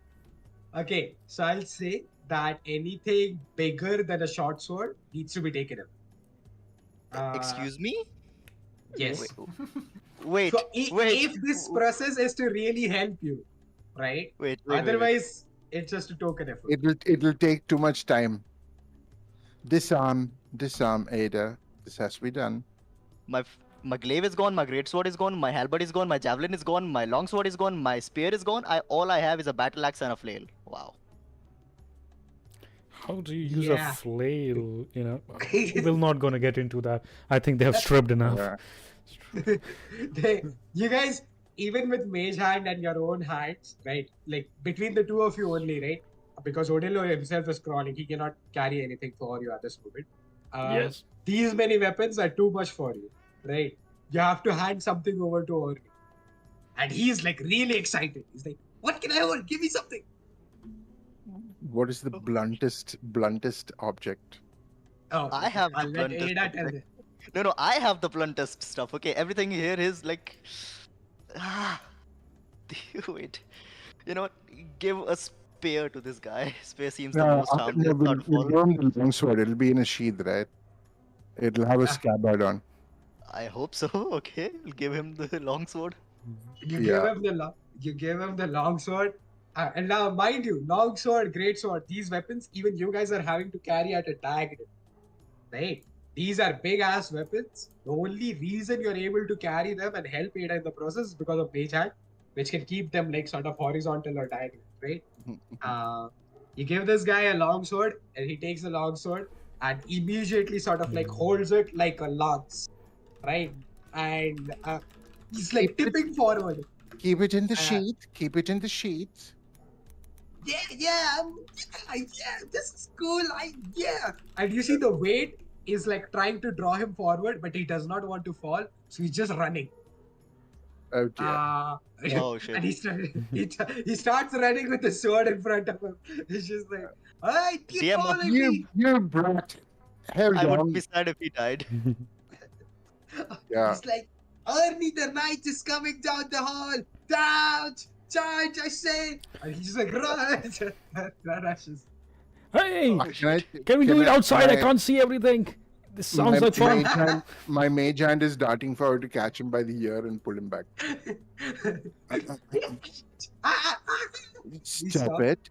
I said you're supposed to be a professional, are you not? Little brat. Hmm. He attempts to thwack you with the long sword, but it's too heavy for him. It's like, I admire the spirit, but still too soon, darling. And she'll kind of like flick his forehead. ouch! You are not a brat. Turns around, walks. I'll say with that, in approximately 10 minutes, with a Thank couple of you. your companions following, you guys are able to like make out. No, not make out. No, never Hold said on. that. Hold on. Come on, Yamuna, baby. You guys are able to exit the tunnel, right? Exit the fucking tunnel. Look back at the one that is Uh. crawling in front of me. Oh, not interested. as you guys slowly like crawl out of the tunnel, right? You see that where you crawl out, there are these like not stairs really, but what seems to be like metal bars that are jutting out, almost as if this was some sort of like a sewer system, and this is like the cleaning point, right? Ernie sort of clambers up, right, using the long sword almost as a like as a climbing pig. It's like tuck, whoop, tuck, whoop. He's like pulling himself up, and his glowing ears like stop glowing as you exit out of the tunnel. Damn. He's like, "Aight." And you guys exit and see that you are on the outskirts of the city, right? You can hear.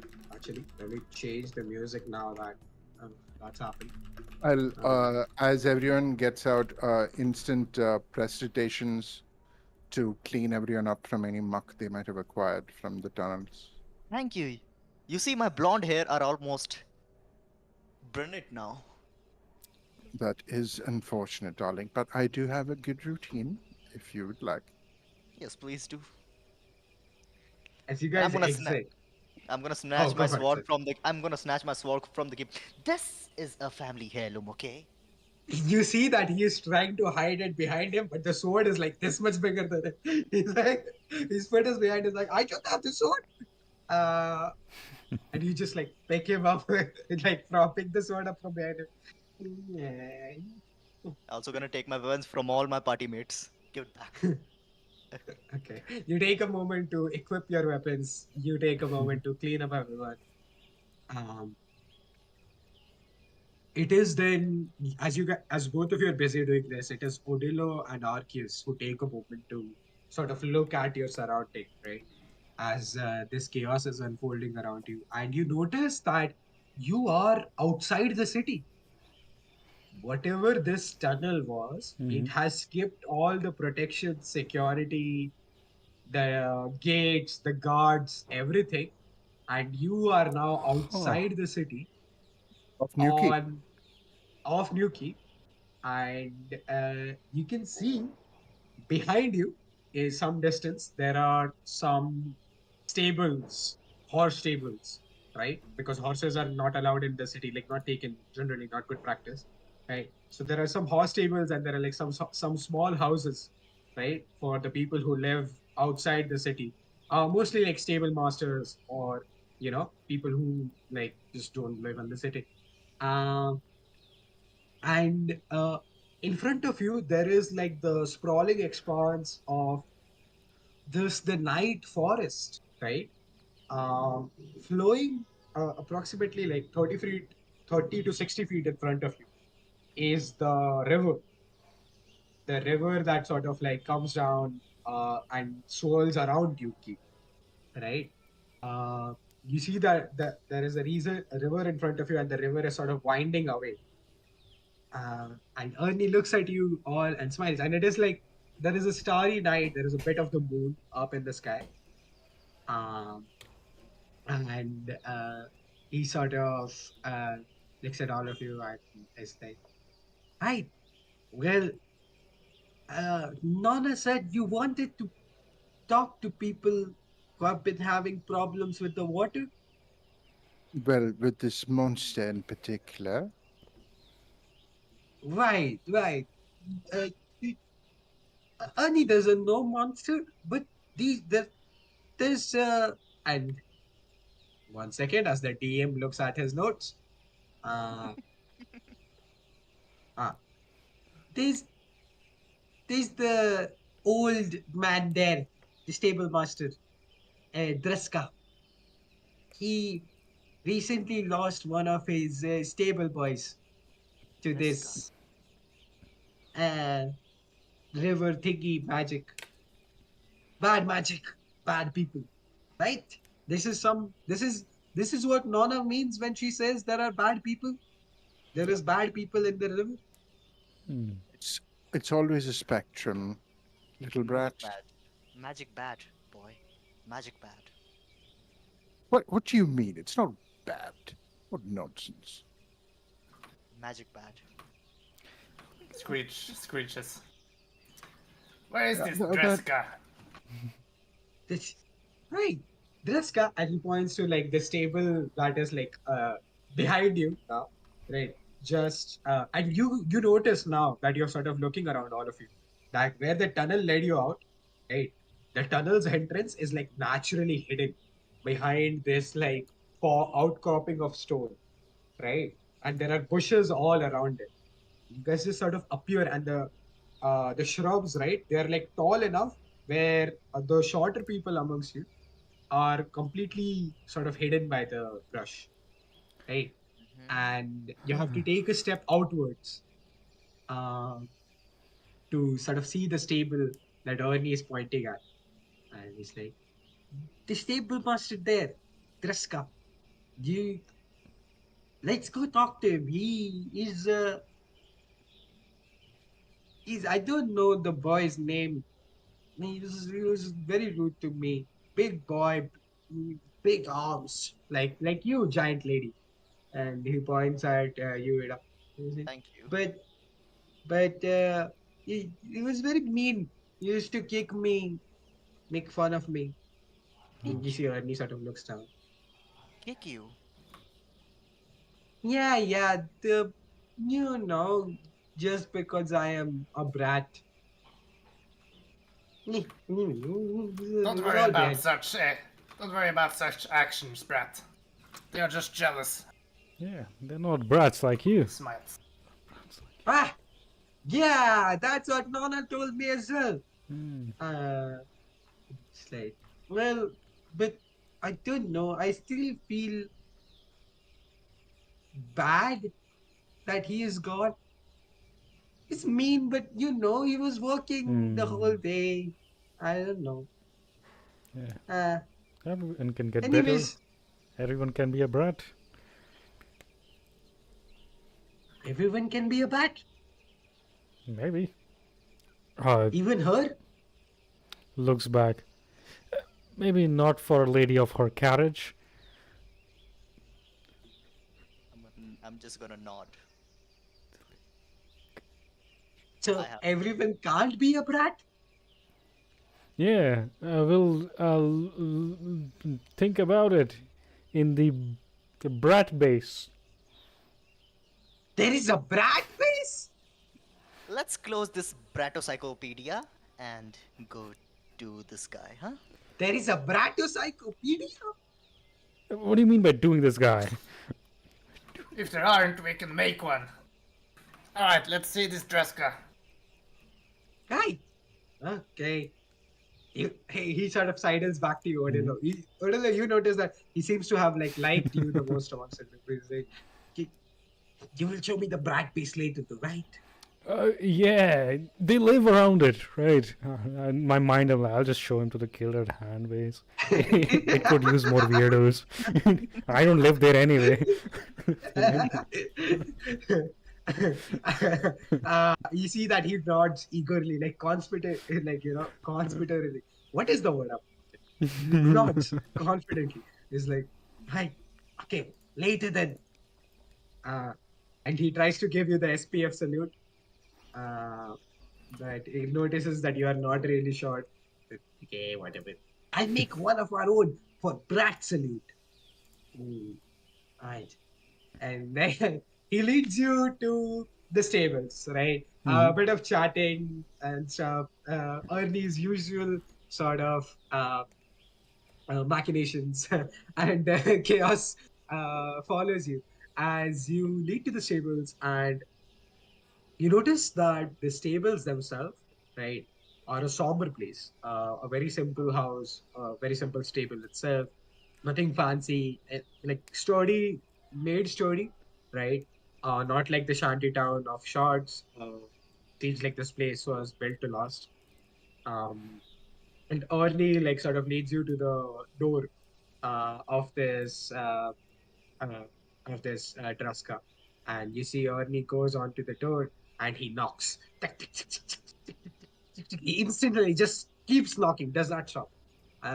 This is gonna go well. And yeah, and you see that there are footsteps, and then somebody like cursing from beneath the door. Is like, what the fuck? Who is at the door?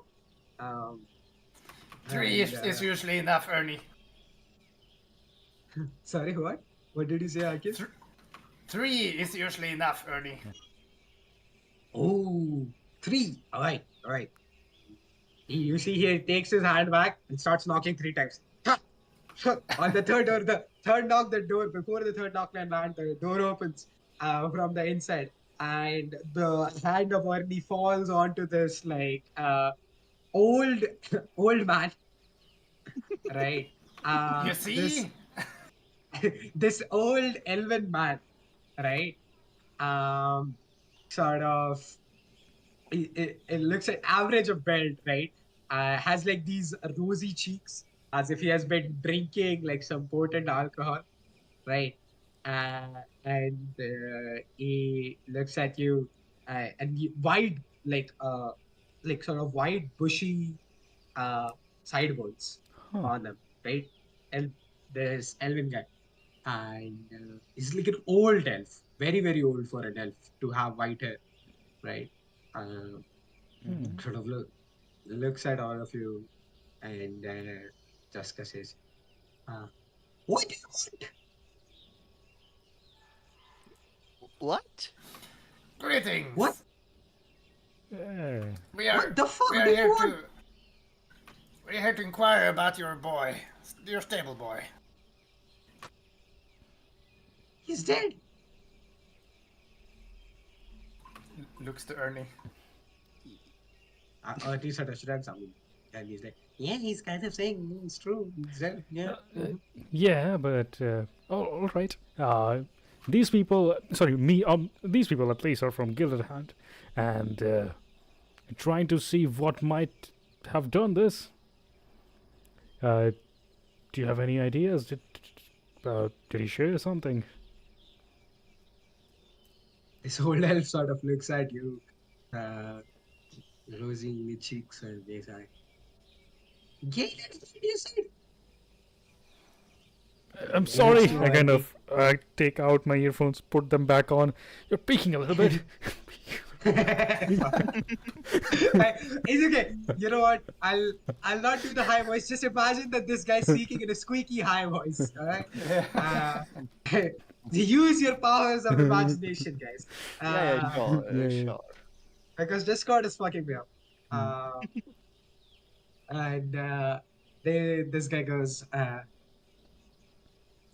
I'm sorry, I forgot I was not going to do that. Immediately. He goes like, yeah, well, Gilded Hand, right? Yeah, I've heard some things about your folks. Um, and it seems like there is, um, again, to Arceus, who is the most insightful, you notice that there is like relief. At the same time, there is like a bit of like sense of danger in how he's holding his body, right? He's like hunched up his shoulders, taking a slight step back, right? Uh, as if he as if he knows that you are dangerous people, but apparently you are at the end of the day on the correct side of equations, at least for him, right? Uh, Yeah, Arcus so immediately puts his hand up and be like, "We're here to help," to ease his danger sense. I mean, how will you help? He's dead. Can you bring him back to life?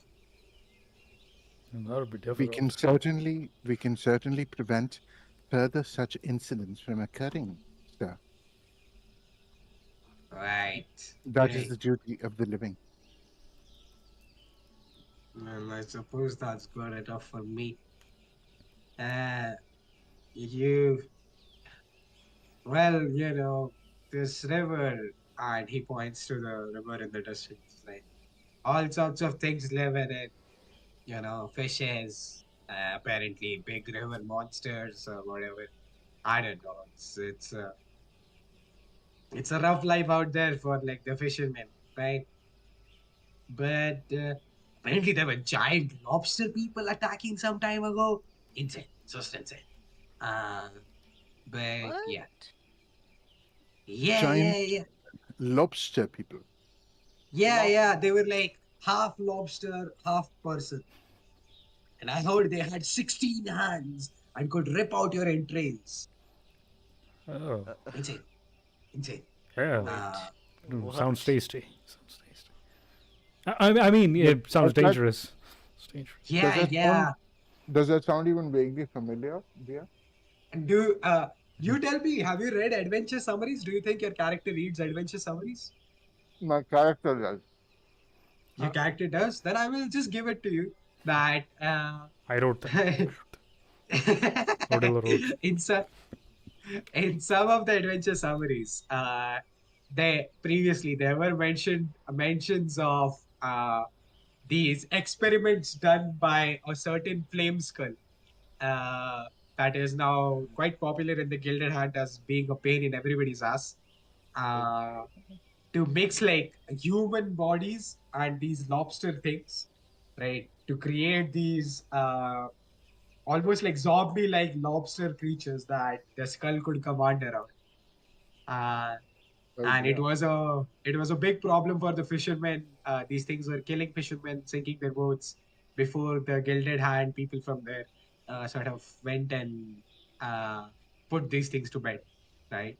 Um, Arceus, you know that this guy is the 16 hands and rip out the entrails is a bit of exaggeration, but you imagine like passing the story, second hand, third hand, this has happened, right? Uh, Dragon Kingdom whispers. Yeah. uh, this guy looks at you all like, hey, well, again, imagine this is an elf with white sideburns, long pointy ears, in a stable that's very basic clothes, speaking in a high squeaky voice that Discord won't pick up for me. So I'm just speaking normally. Use your imagination. Okay. So he Sure. goes, I almost did it again by mistake. He goes, right, well, sorry about the, yeah, well, Jack was um, well, I trained him for many years. He was Jack. like a son to me. Uh, but all my sons are pricks, so I don't know. Um, but uh, and you see that his hands are like shaking slightly as he's speaking to you guys, right? He like brings them together and he's like, well, I'd asked him to uh, sort of bring in some water to water the horses. And you see, we don't go into the city because the river is close by. And I just sort of, I was cleaning I was cleaning my mare. Real good horse that one. And I just sort of saw him vanish beneath the water. Uh, I did not notice what happened to him. Uh, there were not even blood on the surface. I ran as fast as I could. I thought he slipped and fell. But when I was running there, the ground was like this slippery. There was some sort of mucus everywhere. And I slipped and fell, almost broke my back. But uh, I didn't see anything of him. No, Uh, Jack Mm. drowned. yeah, Oh no, yeah. Jack. Mhm. Uh, I, there was nothing remaining of him. I Uh, I went around. Well, you see the community of us who live on the outskirts of the city. We keep in touch. Uh, because a lot of the protections of the city does not are not offered to us. We don't live in big communities.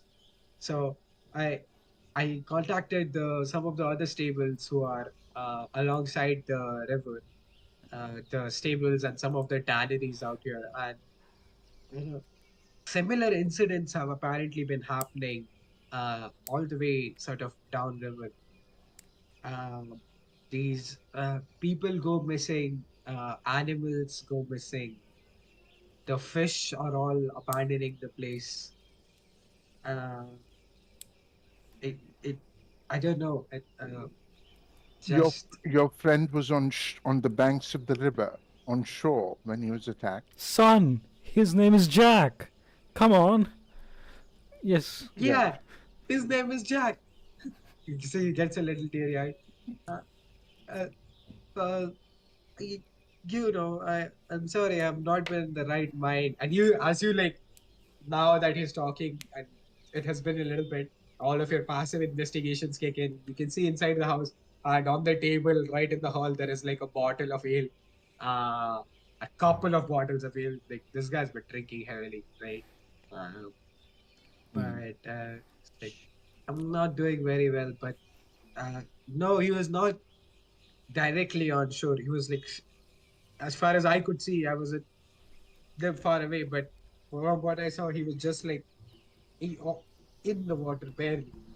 Um, I don't know. I just don't know what happened. There was just this some slick mucus-like thing across the river bank. Uh, but when I went there later on, it had all evaporated away. There was nothing remaining of it. Uh, yeah, Mhm. I don't know. Uh,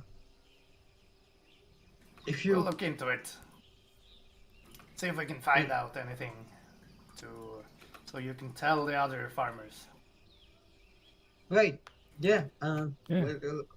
let me know and keep an eye out. All right, For and Jack. for For Jack, Jack.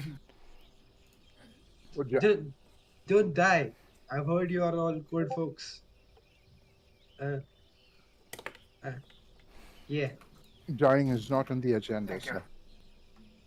right. I would offer you bread and ale, but I'm afraid I'm uh, uh, uh, out of it.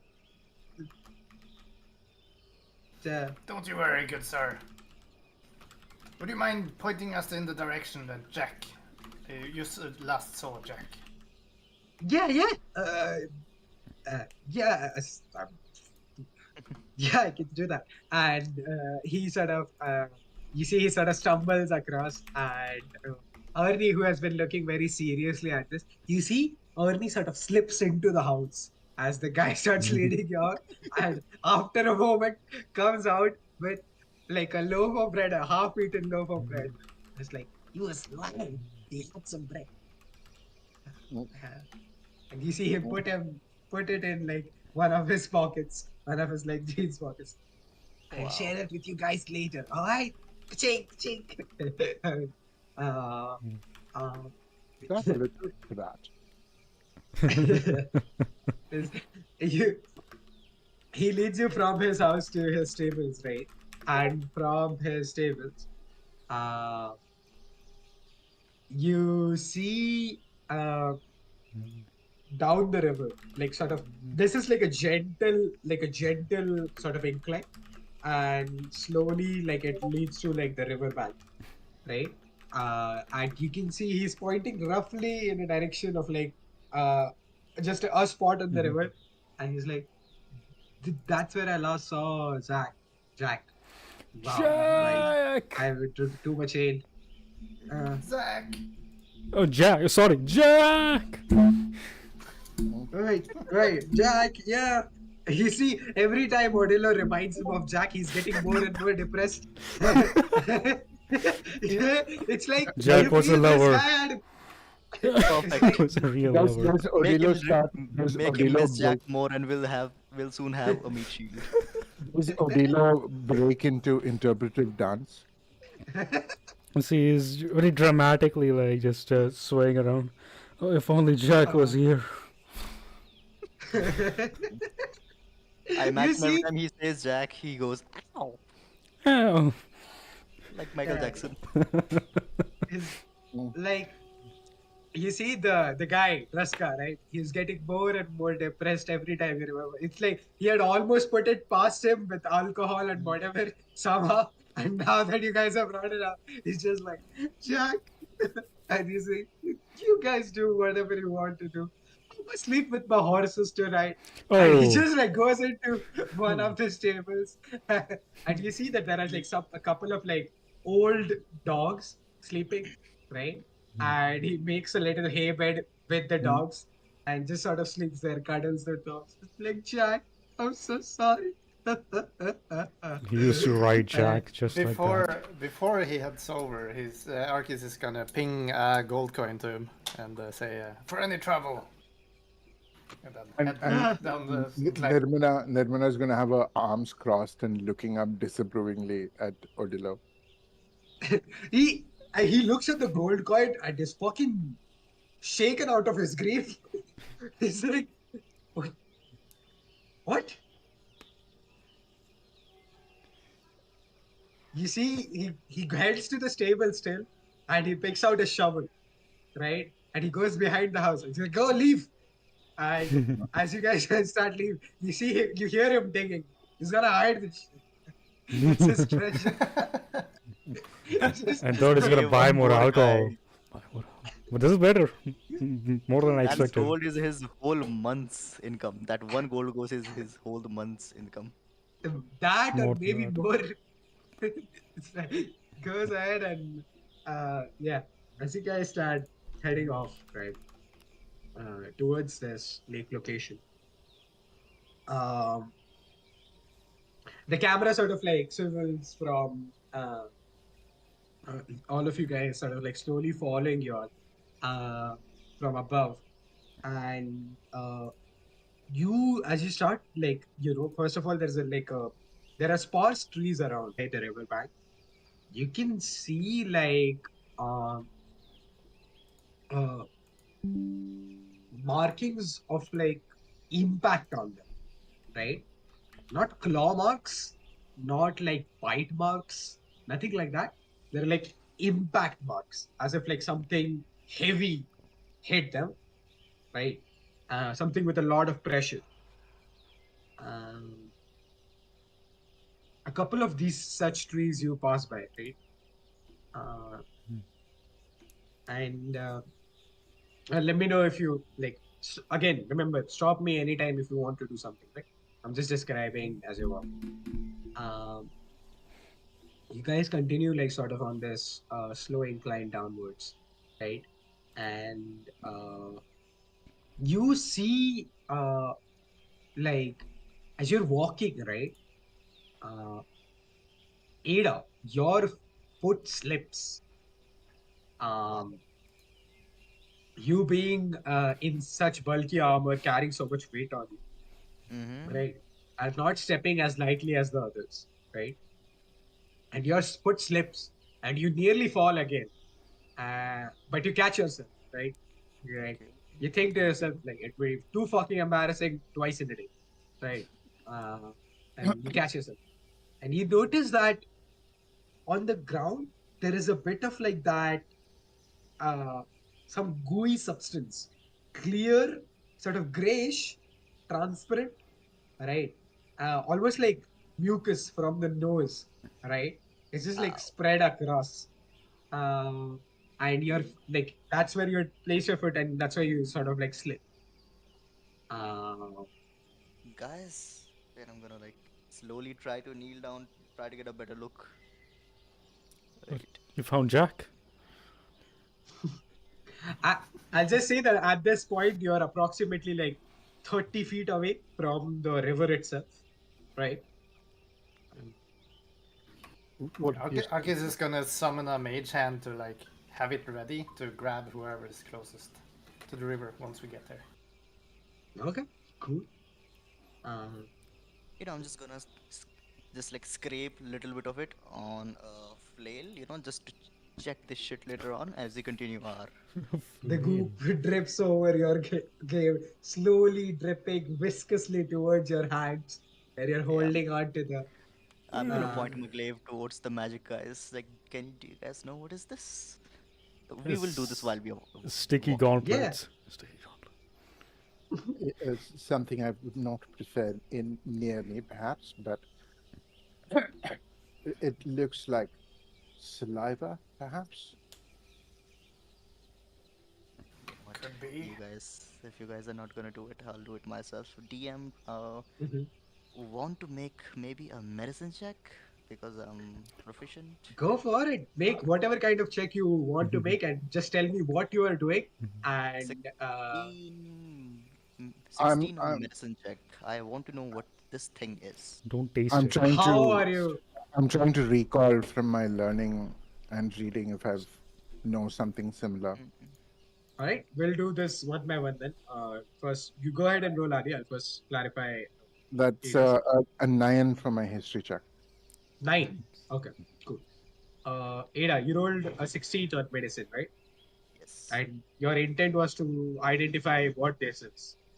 Okay, my intent was to know like I do know that sometimes some creatures use mucus to walk on land to make their Mm-hmm. friction Mm-hmm. to use less friction and walk easier.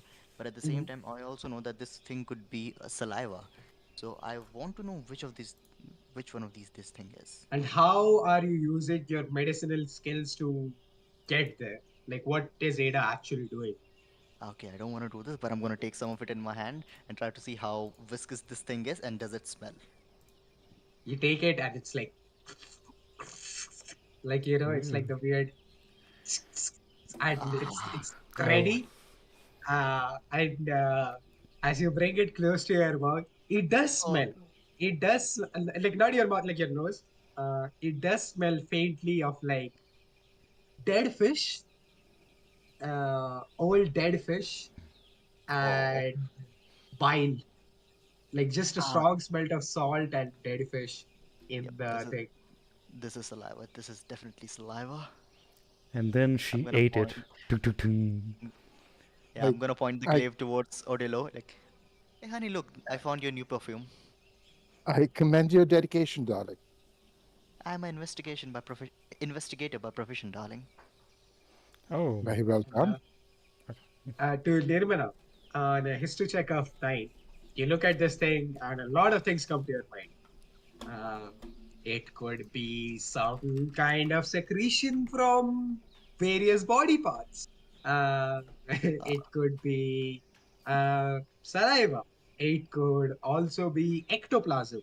Uh, ectoplasm to be when things are summoned out of the ether, right? They temporarily make their bodies out of like the stuff of magic, right? It's just essentially solidified, like it's solidified arcana, and when the spell dissipates, usually the ectoplasm dissipates, right? Mm, mm, Familiars and stuff, spirits when manifesting usually use ectoplasm, right? right. This could be ectoplasm, this could be saliva, this could be some other sort of secretion, this could be like the base of some plant, like sap from a rubber tree, right? Um, like with that history check, you're unable to pinpoint, right? A lot of options come to you, but She pulls out this like little thick little book, and she's just reading out all of this information to the party as she walks. yeah, cool. And then she trips. Oh, Ah, darling, I've got this. I've been doing this for years. you do see that indeed, as you're like getting closer and closer to the river, the patches of this mucus-like liquid are increasing. You guys are doing your best to avoid it, right? But there is just Before we progress further, perhaps I could take some time to cast detect magic.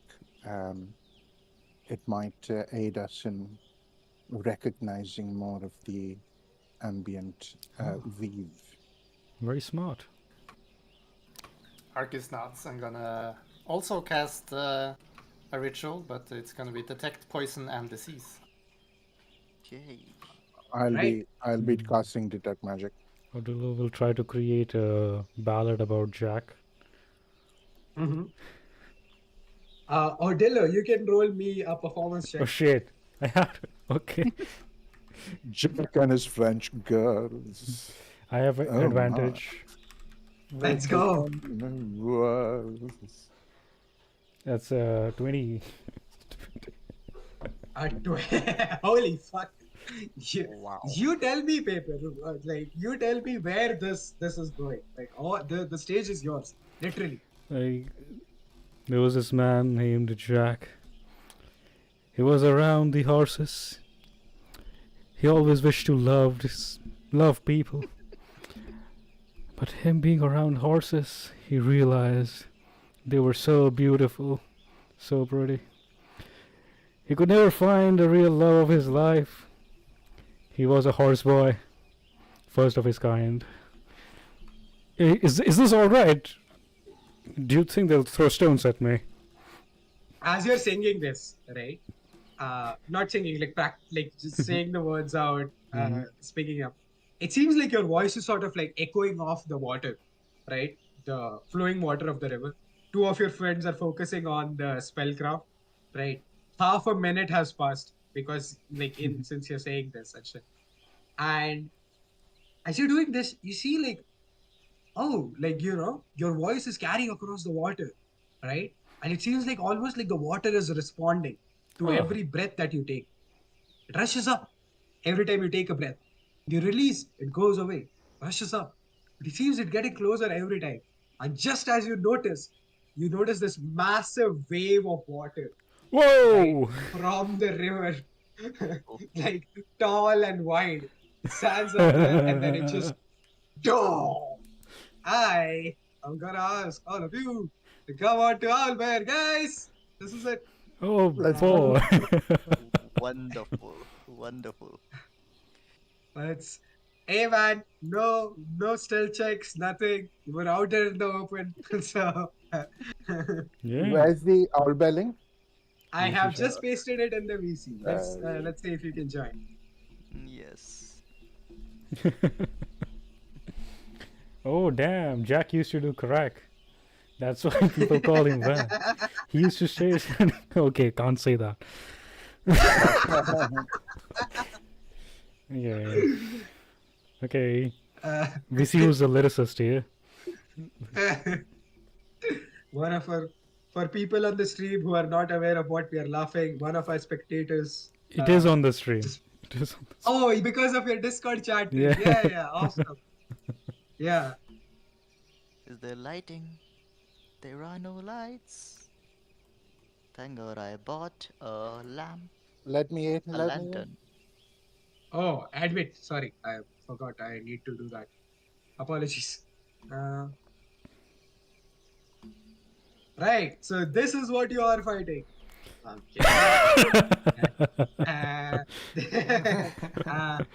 This is just an old. This is just an old scene I had loaded. Fucking hedgehog.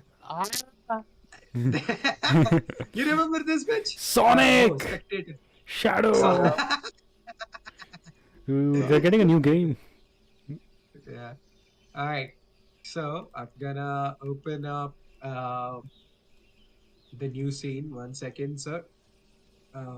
Oh, by the way, for spectators, I think I've opened Owlbear on the thing, so you should be able to see it. All right, guys, why don't you place your tokens somewhere here Okay. in this area? Yes, DM. Somewhere here. Just do it. Shit. Ah, I'm doing it. Ooh, there is some. So big. Yeah, I mean that has been a theme throughout the game. Like, it has to be. Uh, Oh, 1 second. How can I have I'm difficulty I'm- using Owlbear? I'm at my proper size. 4 feet. I don't know. Just put your tokens up. Like, make sure they're within 5 feet. That's all. It's a very big token. But yeah, it's there. Shit, I'm under the map.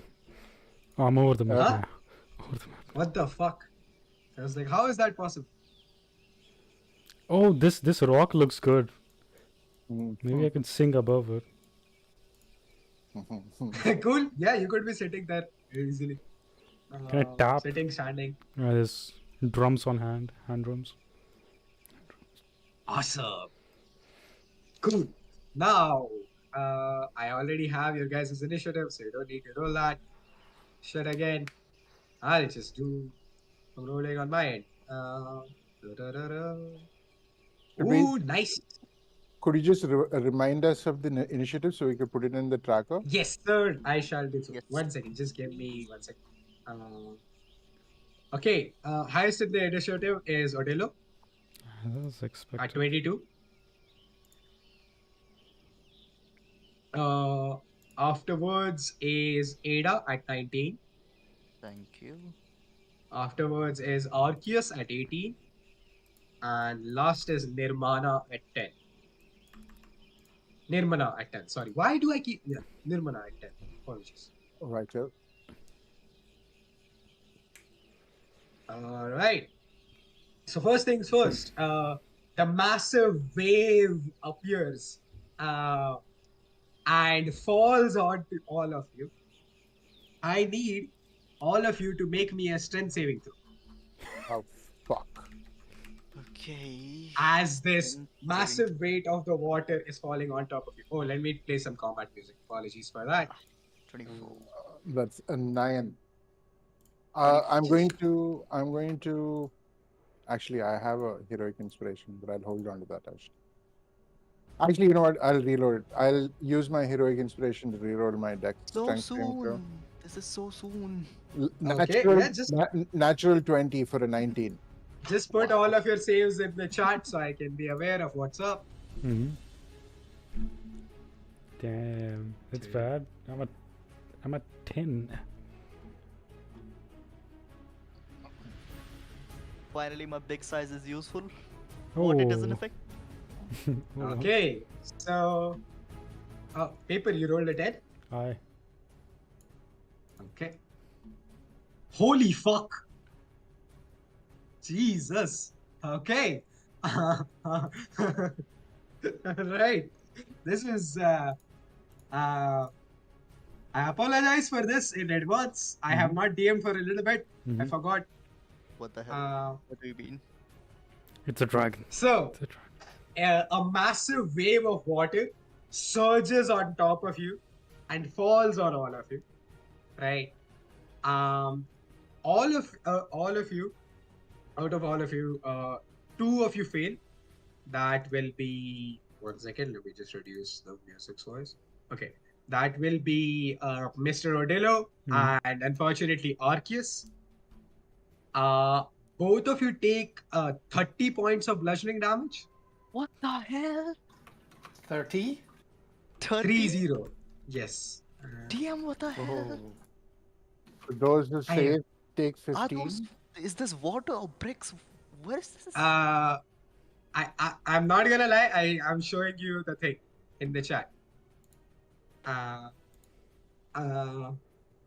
So Yeah, you take those who fail take 30 points of damage. Those who succeed take 15 points of damage. Odello and Arceus, both of you are pushed back 15 feet and are knocked prone.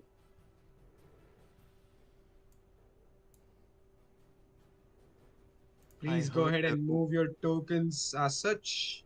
I heard rumors about Models Games. What the hell? The wave I have guess my fallen by, and I am no longer alive. What the fuck? 07 boys. You see, Wait, how much SP did you have? 24. Yes, it doesn't kill you, it makes you unconscious. Oh yeah, same.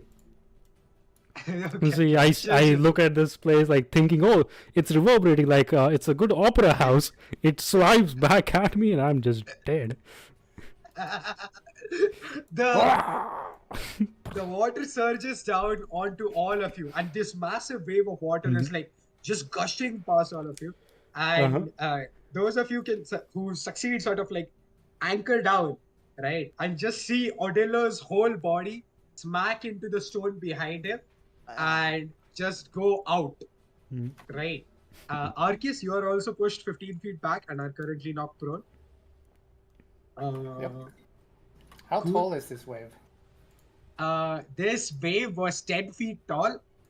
Right. Oh no, My it's bat is 30 feet dead. tall and 10 feet wide. Apologies. Okay, my bat is dead as well. Oh. Yeah, sorry. Yeah, for your familiars, if your familiars are in the thing, yeah, please just take them away. I don't think any of them will survive 15 points of damage. We also take 15 points of damage, yeah? Yes, everybody, yeah, those who succeed take 15 points of damage. Fuck. And What the hell? I am so sorry about this. At least tell us what are we fighting? Yes, that is exactly what I'm doing. Just give me 1 second. Please be weak. Don't tell me it's a fucking water elemental or something. It's a. Okay. What the hell is this? This is a wave of water. It's electricity. No, I'm just trying to resize it to be like the surge of water. 1 second. Something like that, right? Right. I'm gonna remove it for now. I'm just gonna hand draw the thing. Apologies. Stroke style.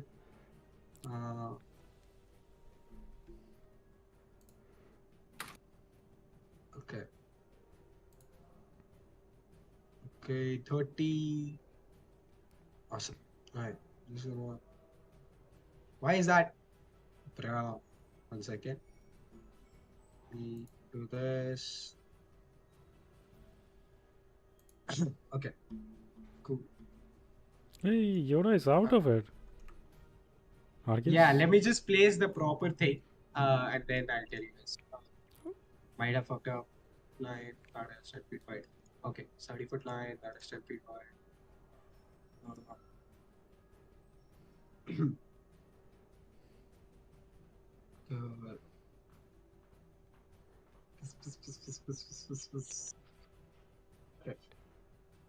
This was the general direction of the wave. That is only the thing. If anybody was out of that, you guys have not a problem. Arceus, would you be all right? Okay, cool. Welcome back, bat. Nice. And this wave persists here, right? As you see, like behind this surge of water, and the water is surging forwards, right? You just see at the source of it, this figure that is almost like a singularity in itself, right? Made out of water and muscles. This like trollish large figure is just surging this water forward. I'm gonna put this right here.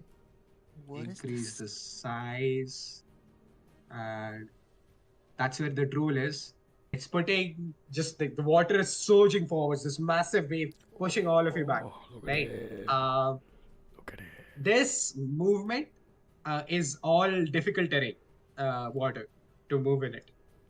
All right. Every feet of movement takes 2 Let's feet. have this. Cool. Now, that was the thing.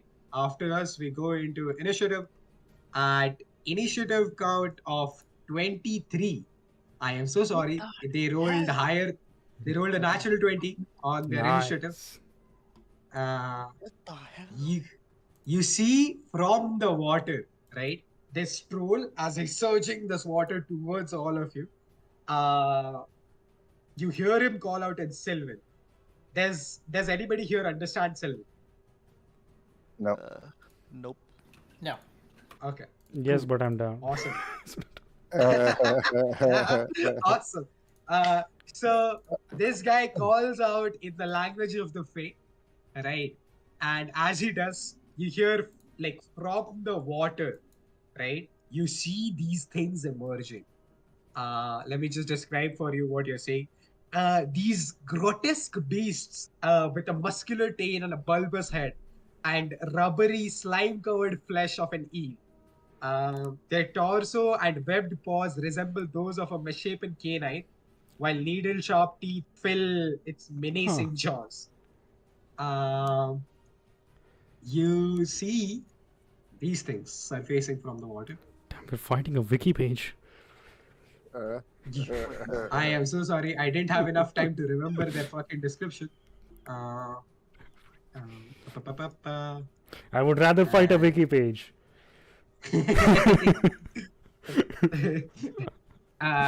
Behind the troll, as the troll calls, these three things show up, and it is their turn at the initiative. 1 second.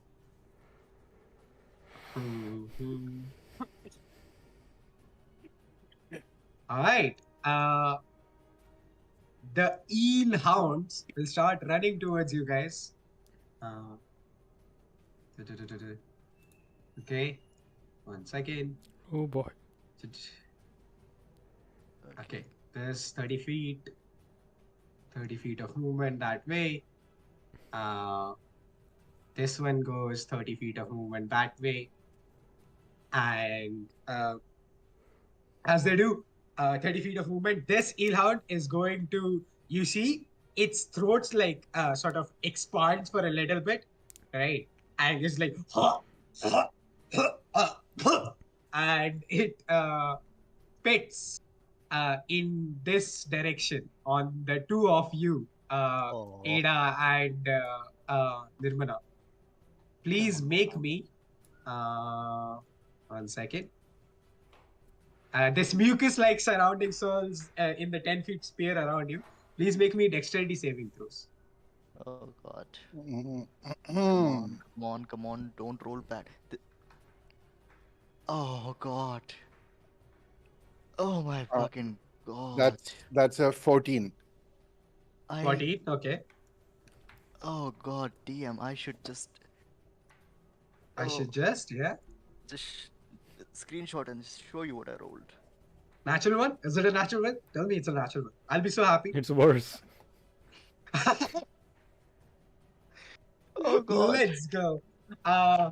In your heavy armor, carrying almost half of the weaponry of the Gilded Hand, as the spit lands all around you, you find you try to instinctively, right? Try to avoid it.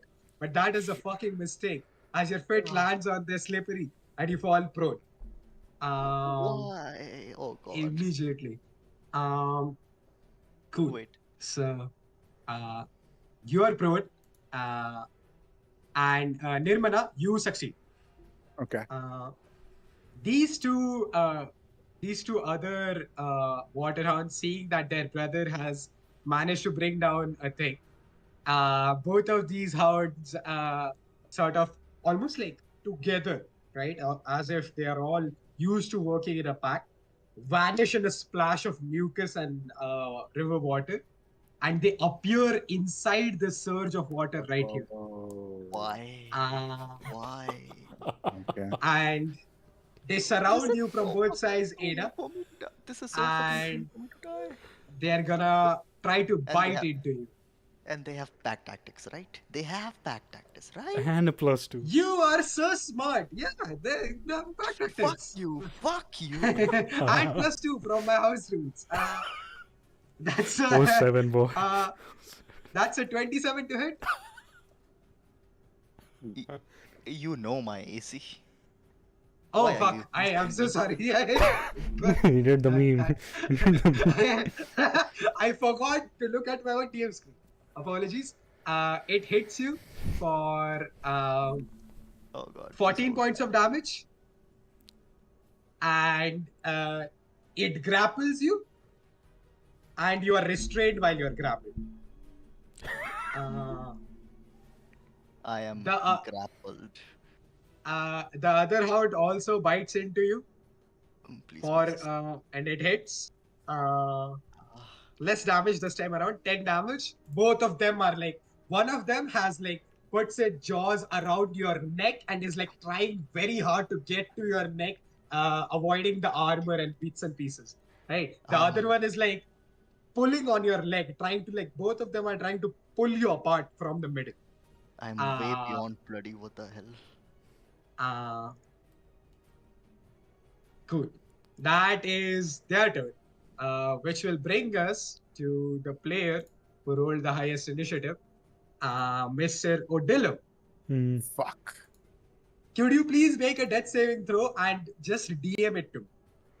I already did. I just say, Jack.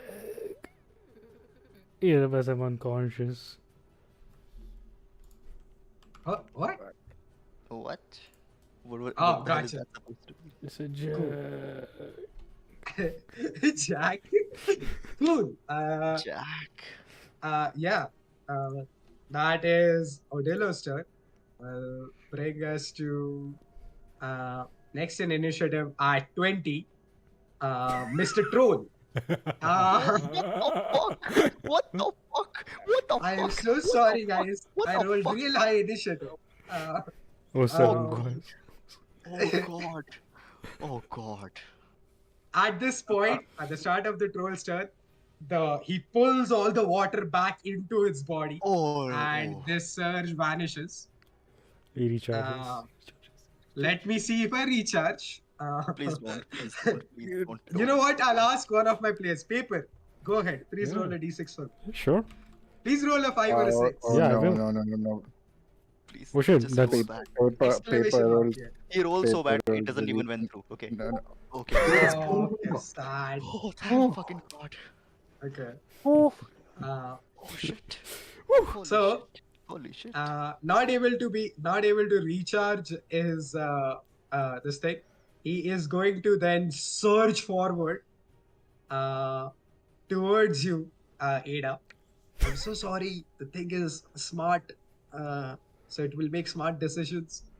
Oh god. Oh, please. Please just roll natural one and all hits. Please just roll natural one on all hits. It raises his like hand, which is completely made of river water, and like there are like brambles and sharp like metals and like pollution from the city that usually adds to the river water. You can see it like floating inside its body.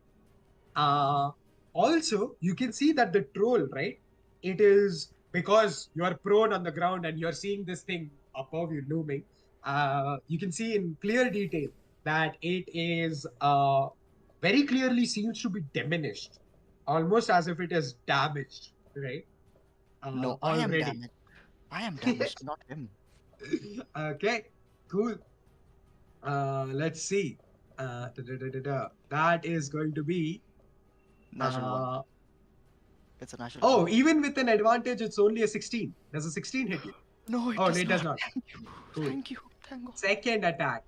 Why? Second attack hits you. This is more stressful. What the fuck? This is... Third attack also hits you. Why? 3 attacks. It You just take went- you take 10 points of damage on the first one. Oh. Oh shit. 7 points of damage on the second one. And I'm down. And because it hit you with 2 of its attacks, these massive surges of water slap, right? you are flung away 15 feet from it. You know what? He's, go- Does he's that mean gonna throw. I get out of grapple? Yes, it does mean that. You get thrown into this rock right here, though, I will take and it. fail a death saving throw. Hmm. As you're impaled on the stone. That's where Jack died. No. Shut the fuck up. That Oh, is God. going to be the troll's turn, as the troll now shifts his attention towards you, Nirmala. Bringing us to Ada. Don't roll an nat one, Oh bro. God. Don't roll a nat one, bro. Again, please roll the save and just DM it to me. Don't tell it to anybody else. Oh God. God, please help me.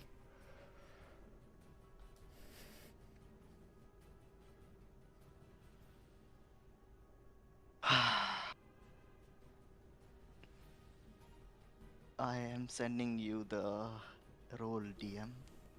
Oh, Please do seven. so.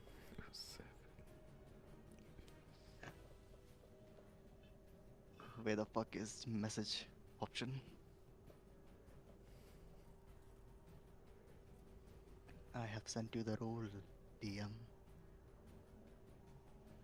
Oh, nice. I am going to keep that in mind. That brings us to Arceus. Your turn. Arceus. I'm so sorry. Okay. Waking up from doing the ritual, he's kind of confounded. What the hell? End of turn. Quick. Yeah. No, I'm kidding. I'm kidding. It's Please go ahead. quickly strategizing in his head, he's going to take a few steps over and yell to Nirmana, get away from there, and close his eyes, use the darkness that he has innate in him, and cast awesome. it like, hold on, can you make me a Yes, circle? I can. Of It's a 15 15 foot feet. radius, right? Yes. Oh, darkness, my sweet, sweet love. 30. Right, that is correct. Let me see. Yeah, it's correct. Seems to be correct. Yep. Thank you. All right, and we'll put Ada just inside it, something like this. And All right. since that was a use, he's going to. Wait, do I have to see the target? 1 second. You tell me. Oh, that I can see. Yeah, I'm going to step gently outside of the darkness. Look over to Okay. Ordello and cast a 3rd level healing word on him. Oh. Awesome. Which is 17 points of healing. Let's go. Damn. And he's going to step right back inside of the shadow, right at the edge. Arceus, could you also give me an Arcana check as you're doing Sure. this? 16. With a 16, from the creatures that have attacked you, right? You remember the runes, the arcane theory that you had studied on Madame Arshu's, like that club that she wishes to enchant, right?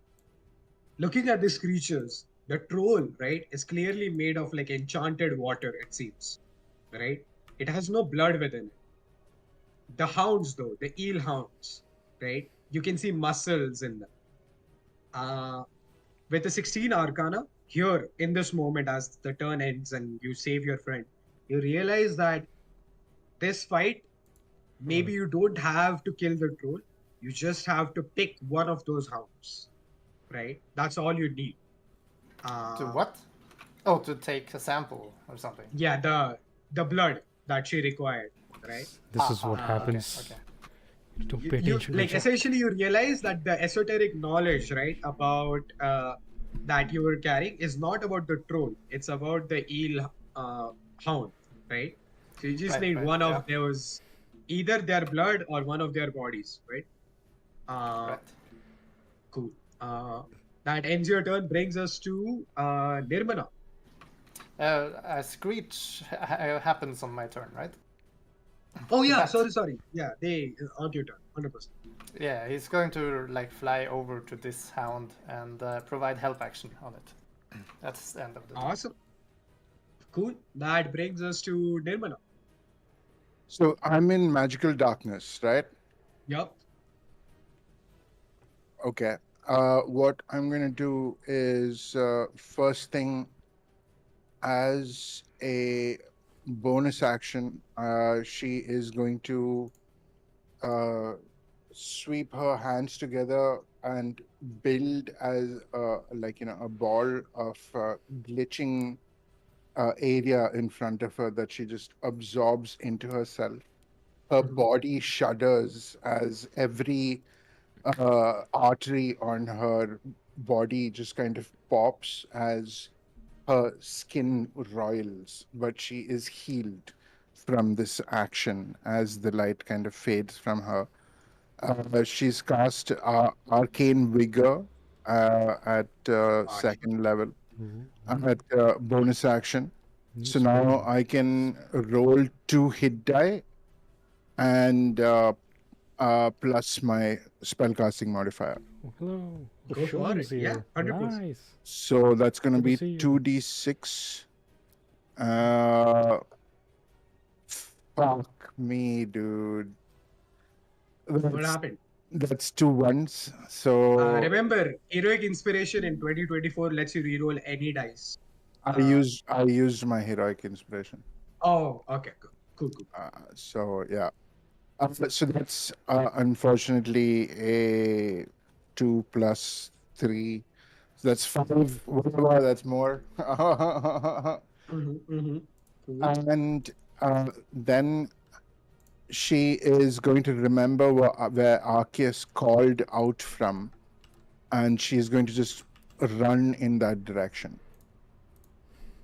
Yeah, cool. 100%. Pretty easy for you to do. So that is going to be 30 feet.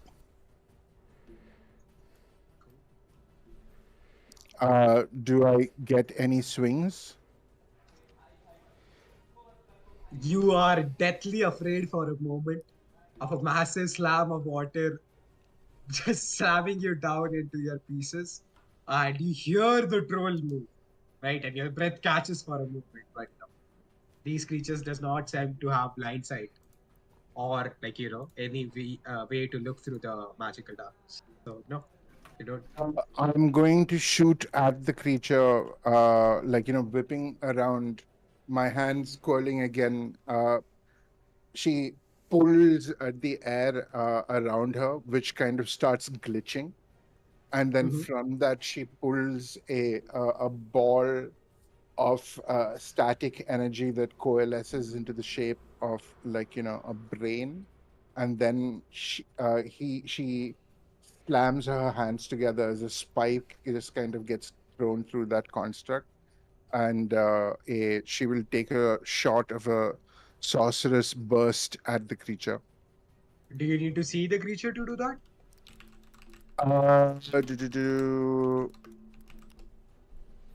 You cast sorceress energy at one creature or object within range. Make a ranged attack roll against the target. You need to see it. Nothing about.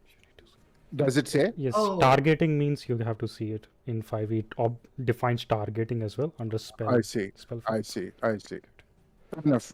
So I think then she would rather hold that. She will hold an attack for the first thing that Awesome. she sees that she can recognize as a threat. Awesome. Yeah. Cool. End That turn. is fair. End of your turn. This eelhound that is outside of the darkness bubble can see, and in front of it there is this ball of darkness. It lets out a big call, a big almost like, and you see I can't make the sound on Discord; it won't pick it up. But it's almost like a wolf out, but it sort of ovulates weirdly. through its gills. As he does so, it's almost like he's calling the pack to where he is. Now, because they don't know any better, they're gonna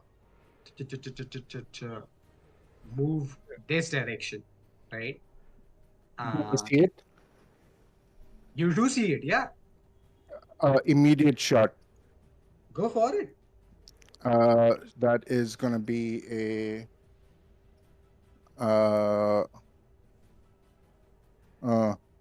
that's a 7 to hit. Oof. Unfortunately, the hound sees you and it's very like just like eel-like body ducks at almost like your arcade, like the sorcerer's burst like travels beside its body as it waves around and misses it. Ah, shit. And as it calls to the rest of his brethren, they also follow. This guy bumps into the troll, moves. It's gonna be 10, another 10, 15 feet to get to here. Now they see only one target. This guy's also gonna follow the sound. 20 feet of movement to get to here. All right. He has 10 feet of movement left. Moves in that direction. He has 10 feet of movement left. Moves in that direction. He also has 10 feet of movement left. Moves in that direction. They all use their bonus actions again. A burst of mucus and spray of water as these things vanish and appear right next to you, Nirmala.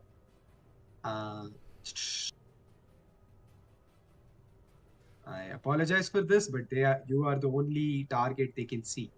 And second, let me just place this here. Okay. They surround you and they just start ripping into you. They have pack tactics as Ada very intelligently determined. And they're gonna roll to hit. First one hits. Second one also hits. I don't have. Do I have a reaction? You don't have a reaction, unfortunately, Right, because yeah. holding and releasing the spell. Yeah. All right. So on the first one, you take 15 points of damage. You're Okay. grappled and restrained. Second one, you take 13 points of damage. Down. Oof. The third one, which was already a natural 20, makes you fail 2 death saving throws. Okay. Oh God. All right. That will end the eel hound's turns. Odillo, it's your turn. Okay, things. She goes down with the. Yep. Yeah, I mean, people notice this happening. This is like a bunch of piranhas surrounding a little girl and just ripping it to pieces. Clothes torn off, big chunks of your body taken out, your arcane focus thrown away. Not a pretty sight. Blood flies everywhere. Oh, Brings us to Odillo, my guy. You are alive and prone with, I think, 17 HP, right? Twist, and get back up from prone. Things just seem to get more interesting by the second. Look down at someone that is downed.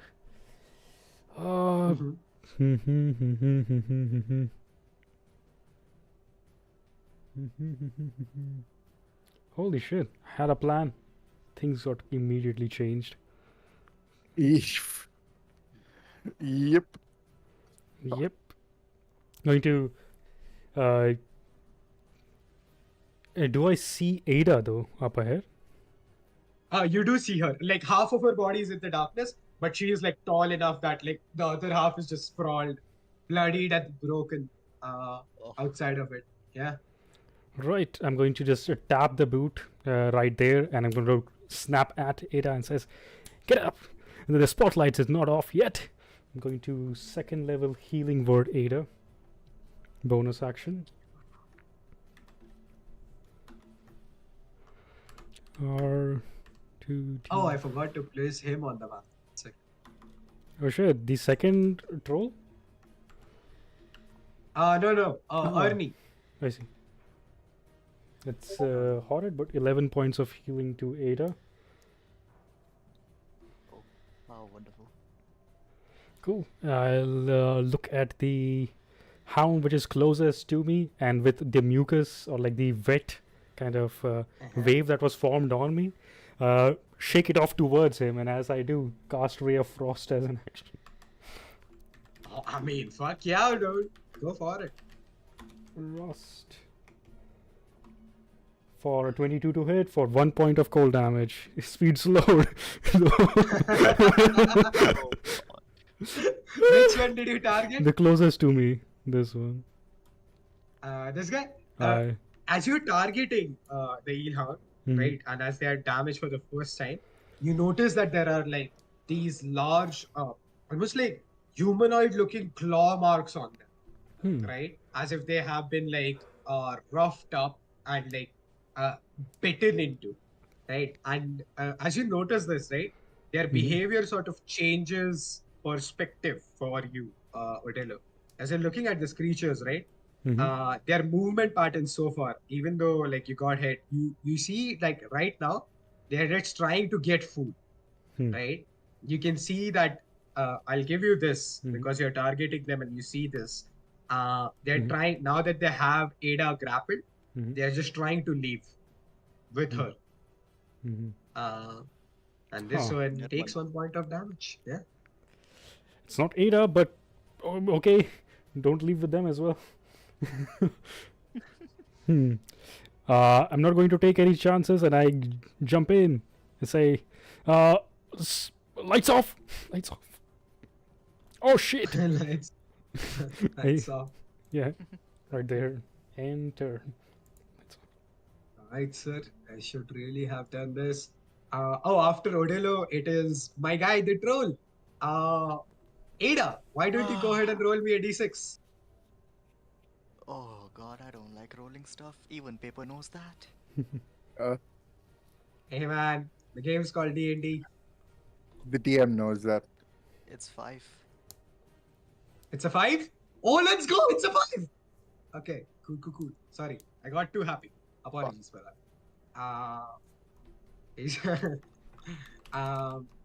But he The can't see troll shit. He can't see cannot see shit. Yes, that is indeed true. So he's gonna surge outwards of this thing, right? He still can't see shit. He sees that his hounds have something cornered right here. The last thing he remembers of any of you before the darkness went up was that Arceus was right here somewhere and Ada was right there somewhere. So according to that, he's gonna do his thing. He used 10 feet of movement to go there.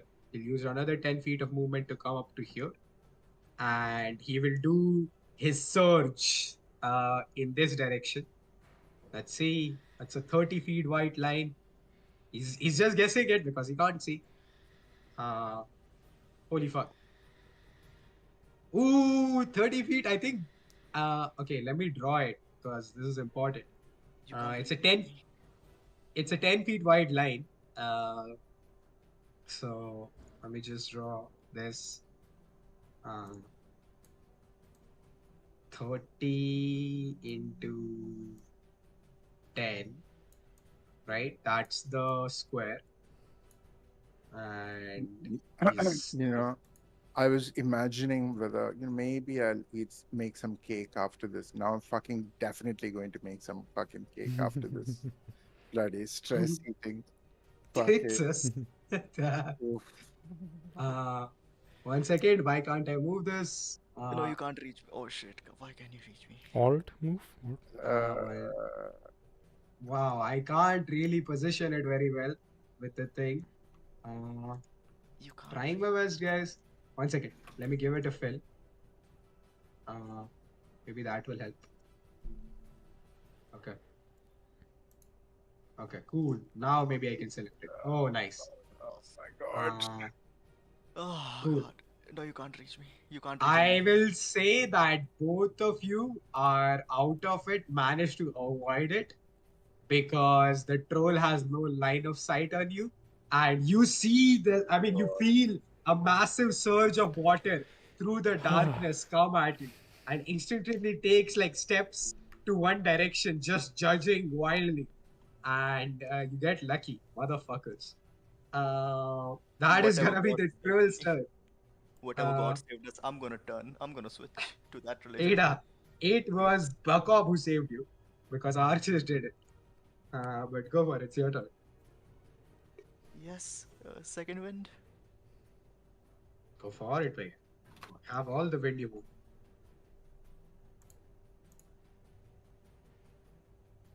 Oh, where did the fucking token go?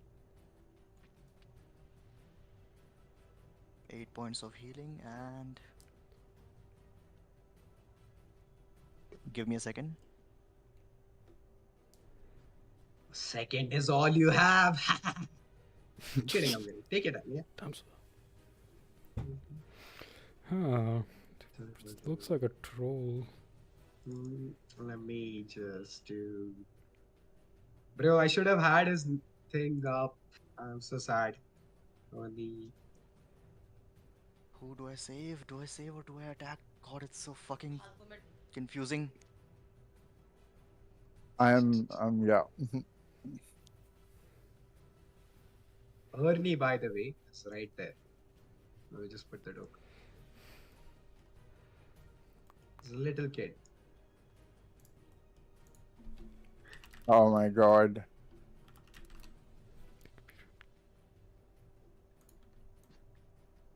Mm-hmm. Ada, what's up, bro? What you doing? What you Fuck this doing, shit. giant lady? I'm gonna do it. Wait, before that, DM, what is your ruling for like taking off my shield? Like I just want to drop my shield. Not equip it or inequip it, just drop it from my hand. It's a free I think action. usually takes an action, but fuck it, I'ma allow it. Go for it. You drop your shit. Thank you, DM. I drop my shield right here and I'm gonna move for 20 feet to get here. And I'm gonna hit this fucker right in front of me with a great sword. There are two people right in front of you. Which one? Mm, Oh, Ada? Sorry, yes. Nirvana? You're hitting No, her? no, of course not her. Okay. Which one? Up or down? 23 to hit up. Up. Oh, yeah, hits. 100%. This is the one that has already taken some cold damage. Yeah, don't worry about it. Why the hell do I roll so bad? 6 points of slashing. Takes it. And I will hit him again with a great sword. Okay. 24 to hit. That also hits. 10 points of slashing. Takes it. Action surge. Okay. I will again hit the same one with a great sword. Go for it. 24 to hit. Hits. 11 points of slashing. Done. I will hit him again with a great sword. Okay. 23 to hit. Hits. 9 points of slashing. Take it. It looks bloody. It's bloody now? Okay. We might have bit more than we can chew. What the fuck? I don't like you smiling at the camera. Fuck you. Hey, You turn on it's a your mortal, cam. it's a mortal game. Nothing we can do, Nirmana. It was good knowing you. I think we both are gonna die here. End of my turn. Arceus. Right. I will just Arceus remind runs. people of the objective of this combat, right? Not supposed to defeat everything.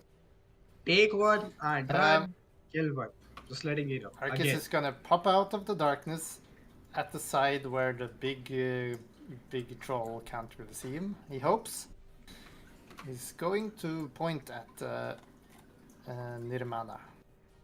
There will be a second level healing word coming her way Awesome. for 16 points of healing.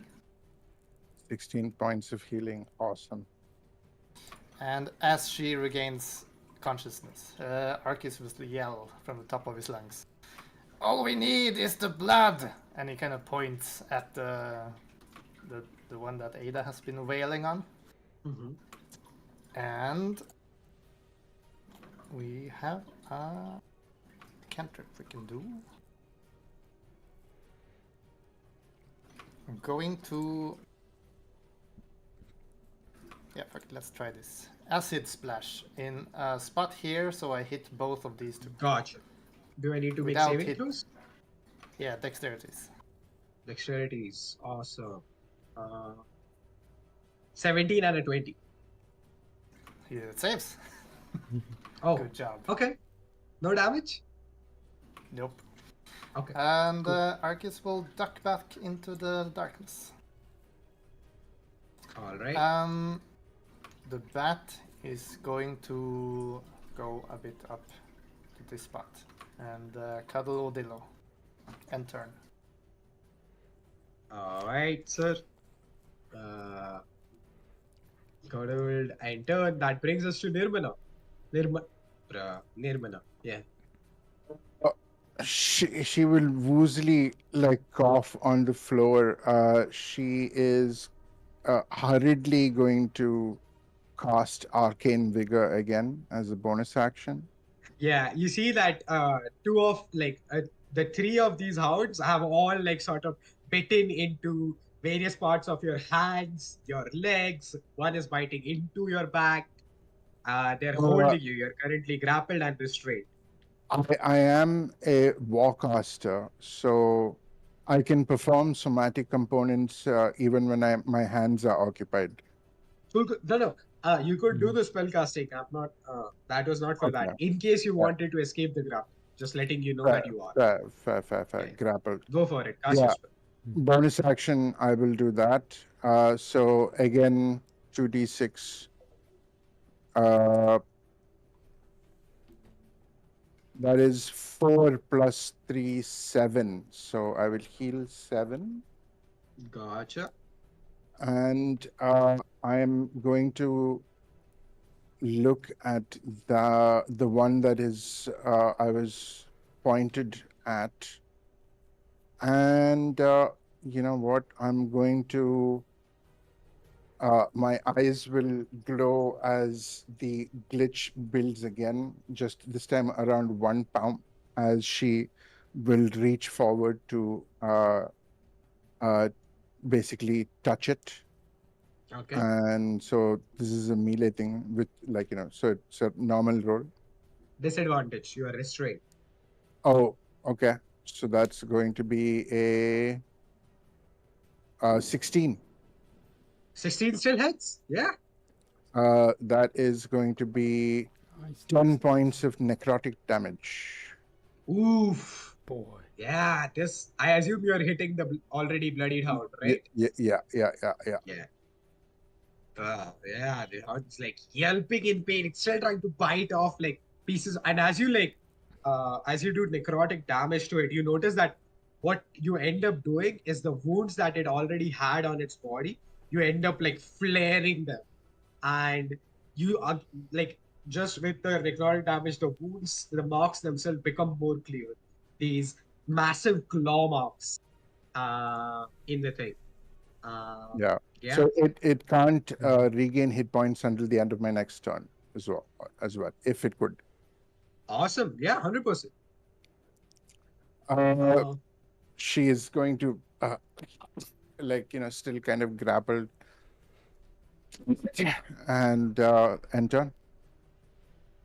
At initiative of 5, my guy Erdi sees that you are all sort of fucked up. The people that he can see, at least. He just saw Odilo die and come back to life. Ada already, Nirmana is into bits and pieces. Ernie, the little boy, runs this way 30 feet. And you see that his like little mice-like ears, these things, they start to glow again as he puts his hand out and he focuses real hard. He's like, magic, please, magic, let me save the brats. Any player, please roll me a d20 Can I? and add 3. Go for it. You're trying to beat a 12. 1d20 plus 3. No, That's a 12. 12 exactly.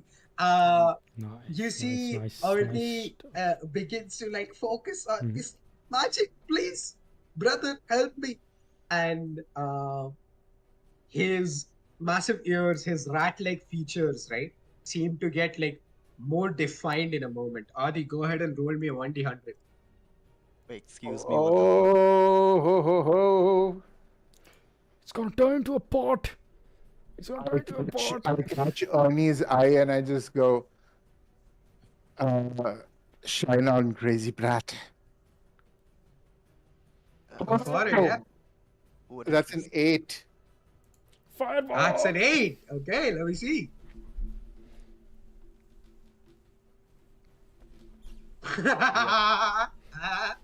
What is it? What is Oh it? no. Oh no. What is it? Oh no. Okay. Yeah. Oh Let me god. just do this. Okay, cool. 1 second. This guy is This gonna is kill us. this is very worrying. 1 second, sire. Give me a moment. And Nirmana, it was Yeah. nice knowing you. It was nice knowing you, It's darling. a We could not 20-foot talk about Gaiden. radius for the fireball. I remember people. Don't worry. I Oh, remember. cool. Can't Nirmala. believe Vegas. Nirmala, we Ayo. could not talk about Gaiden. Perhaps that's best, darling. 1 second. Let me just do a bunch of things now that this has happened. Oh god. Mhm. I can't cast Arcane Vigor. Also, I've used up all my hit die. God damn. You're gonna Uh, die. You see, as Ernie focuses and you look at him, Nirmana, and the wild magic around him starts to surge, and you are the biggest brat. The magic sort of surges from his hands and expands from his fingers forward, right? Appearing in this space right here is a goddamn unicorn. Ernie looks at it and he's so fucking surprised for a moment and goes, you know what? And he like clambers onto the unicorn catching on its tail, right? Pulls out a little dagger, right? And it's like, charge for the brats! And the unicorns are gonna be So the unicorn is gonna come rushing down at that one wounded thing. 1 second. Let me open the unicorn stat block. Fucking wild magic, guys. What the Fucking hell? wild magic. Get this kid into Gilded Hand. Who the Mhm. fuck needs other players? already Cool. have enough kids. Oh my god, the fucking thing makes a lot of shit. Yeah, Fuck. It's a CR5 monster. I know. So, does anybody want to control this unicorn?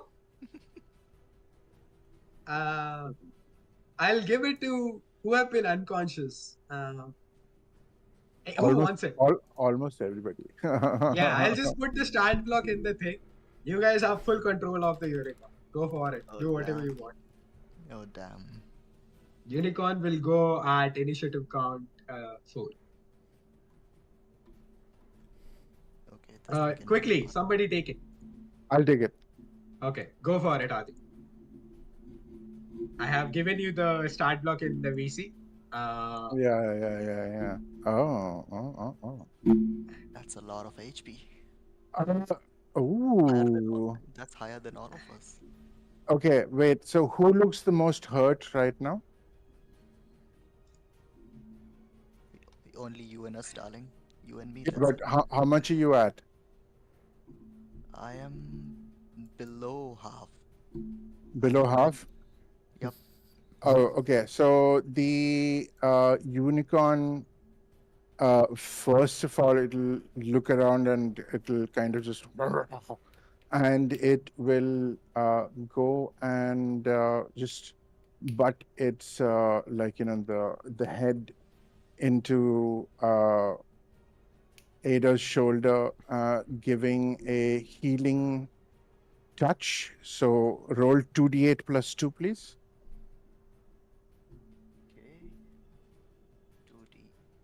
2d8 plus 2. Okay. So please pull max. It's okay. Not bad. Oh my 16. fucking god. Okay, damn. Not Nice. bad. Not bad. This is great. And ooh.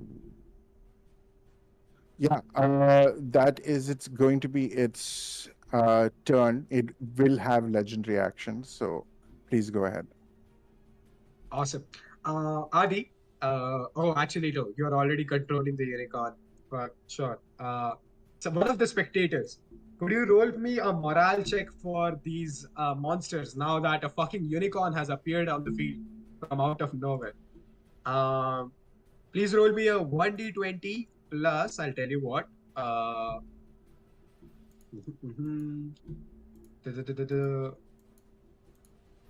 plus 1.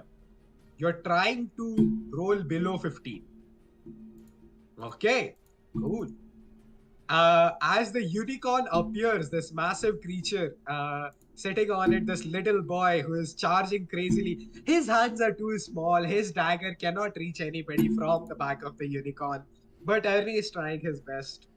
As this happens, you see that these things, which are already in fight or flight, their morale breaks. It is their turn next. They still have Nirmana grappled. So they are going to try to escape with their food. Sentinel DM. Oh, okay. Which one? Which one are you sentinel? Whoever is grabbing Nirmana. All three of currently have her pet. So I'll say, however, that if you can break one of them, it will stop the others from moving. From the grapple will break on it. I mean, I'm sorry. Could you please elaborate? Like, I don't understand how it will work. Just go ahead and make your attack. It will break the grapple if you hit. Okay. Oh, please, God. I'm gonna hit the one who's already so much damaged. Mm-hmm. It's 23 to hit. Hits. With a great sword, it's 13 points of slashing damage. Oof. Eesh, boy. Okay. Okay. And by the way, DM, the one who you have added number 2, I damaged him for 36 points of damage, like in my first turn. Mm-hmm. I know. So I you think have- it got 59 is what 59 points of damage is currently taking after everything. Okay. That breaks the grapple. You like shove the pack out of their bite, but because their morale is broken, they are going to try to escape. I believe because of Sentinel, this guy cannot move. Mhm. Okay, cool. Then these two monsters will try to run 30 feet, and Soon, oh, sorry, go ahead. yes, legendary actions are at the end of turns. No. Is the one that is damaged, does that one look like it's trying to get away? It cannot. Sentinel attack cuts his feet out at their head. Then when this Wouldn't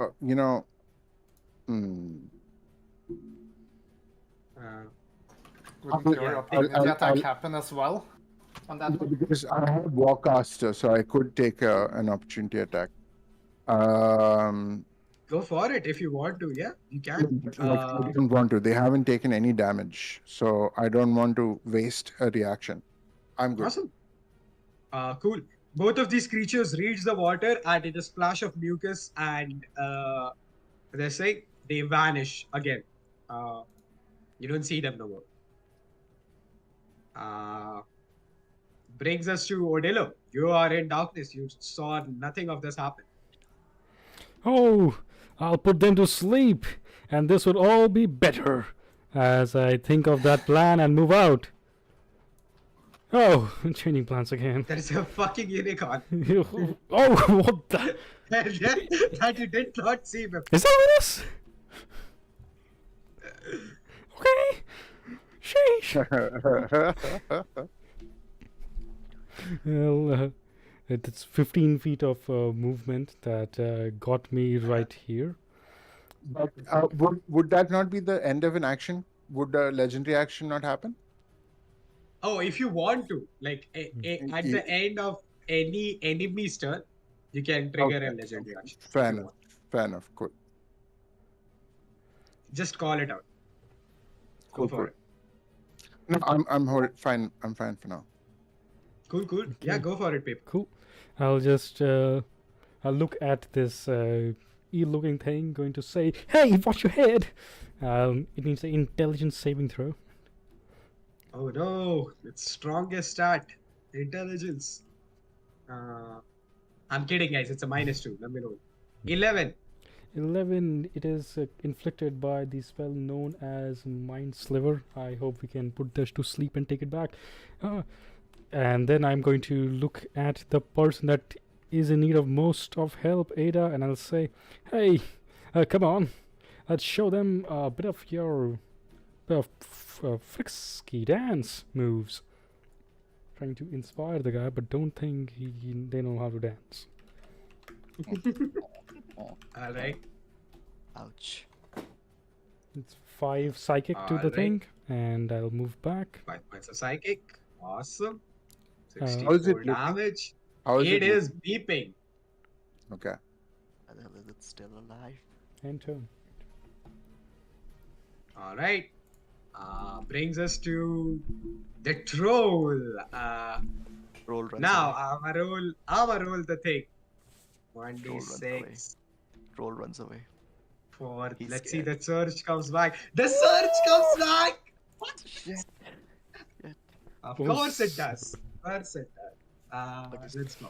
Goodbye, It's gonna be unicorn. fun, guys. Oh shit. It's so far away. It's so far away. It's so far away. Oh god. Oh It shit. will move this direction.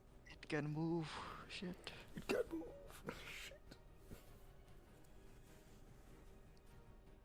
Oh god. That's way too fucking And close. it will just get all of you in its search.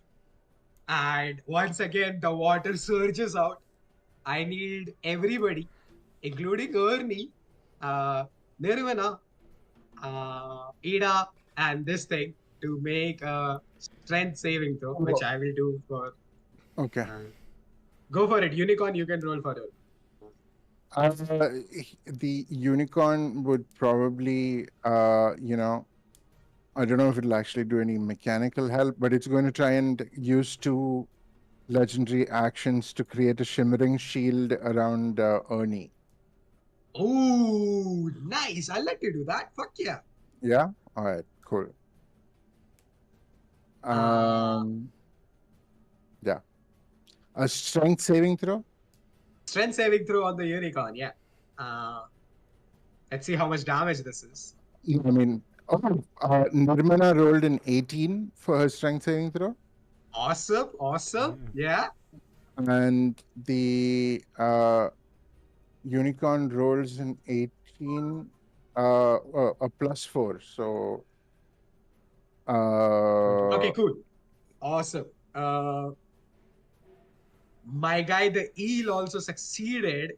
that's a But- 15 for the unicorn. Okay, cool.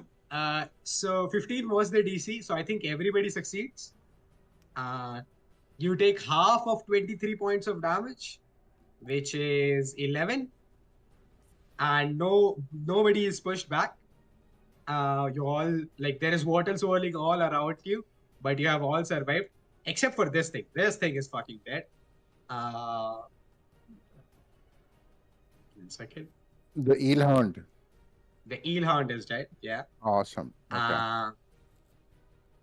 Ernie has survived. Is looking very battered, but has survived. The shield helped.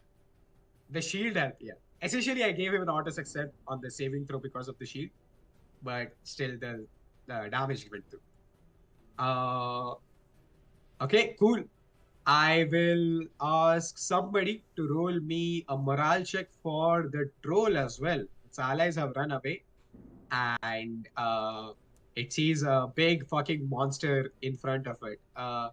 Somebody make me a d20 plus 2. Yoda. Do it, Yoda. Go ahead. Save us. Save us. Yeah. All right. Nice. The troll's morale also breaks. He will leave this water surging around you, Mhm. right? And he will try to move away. However, he has used a lot of his movement to get up to here. I think so. As soon as he steps out of my fucking range, I'll fucking poke him in the ass. All right, go for it. Don't Uh, or Remember, a creature's morale that has been broken he can get mad again. If he's afraid, he can be mad as well. She goes frustrated and then she stops. You can still do it. I'm not stopping No, you. I'll just no, make no, this no, very no. clear. You No, can no, no. fucking do it. That was Adi. That wasn't Nirmana. Matter of fact, he wants you to do it. Yeah.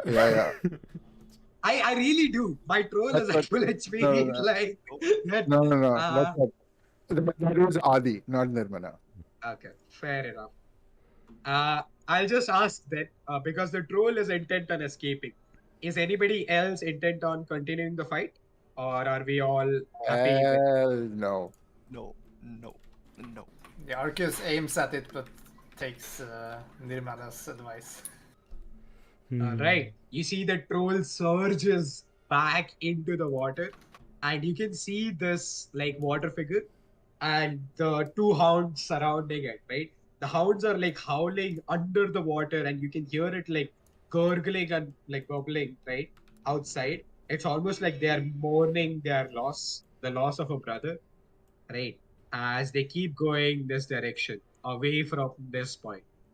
Whatever these monsters are, you can be sufficiently assured that you have scared them away from this location at least. Not killed them, not ended them, but scared them away. The unicorn in the meanwhile has used another healing touch to heal Ernie for 16 points. Ernie is back at full HP, and Thank God. within and- 1 minute the unicorn will go away unless you want the unicorn to do something. I have one last healing touch. I have 12 on 30. Do you mind if I take it? Go for it. Take it. Take the heal. 2d8 plus 2. Right. Oh, Nice. Nice. Saved by the unicorn. Saved by I am not going to lie. That was rather fortuitous. Brats for the win, eh? I'm gonna carry this kid on my shoulders. What the hell? He saved our skin. Come here, boy. You see, Ernie is in full battle shock. He is sort of shivering as he sits there. I'll kind of take him. I'll give him a deep kind of hug and just kind of. It's okay. You got out at the end. You were a child, and unfortunately, now you have to become a hero. And you did rather well.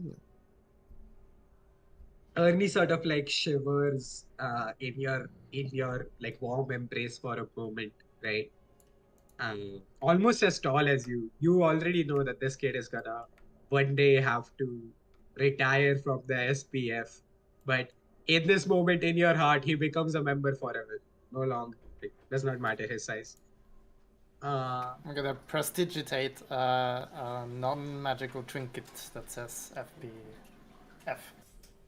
And give it to Ernie. As you give it to Ernie, you see Ernie, who's still not looking at you, still like his head hugging Nirmana. He clutches that thing to his chest, the SPF, and then after taking a moment, there's like, we We are heroes. You're a goddamn hero, boyo. Yeah, kid. Heroic brat. We would have I- not survived. What without you. happened though? What happened? I don't know. I tried to do magic and then this thing came up. I've seen it in my dreams sometimes. Well, young sorcerer, you have taken the first step onto your path.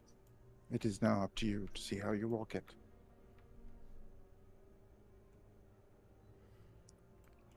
He nods.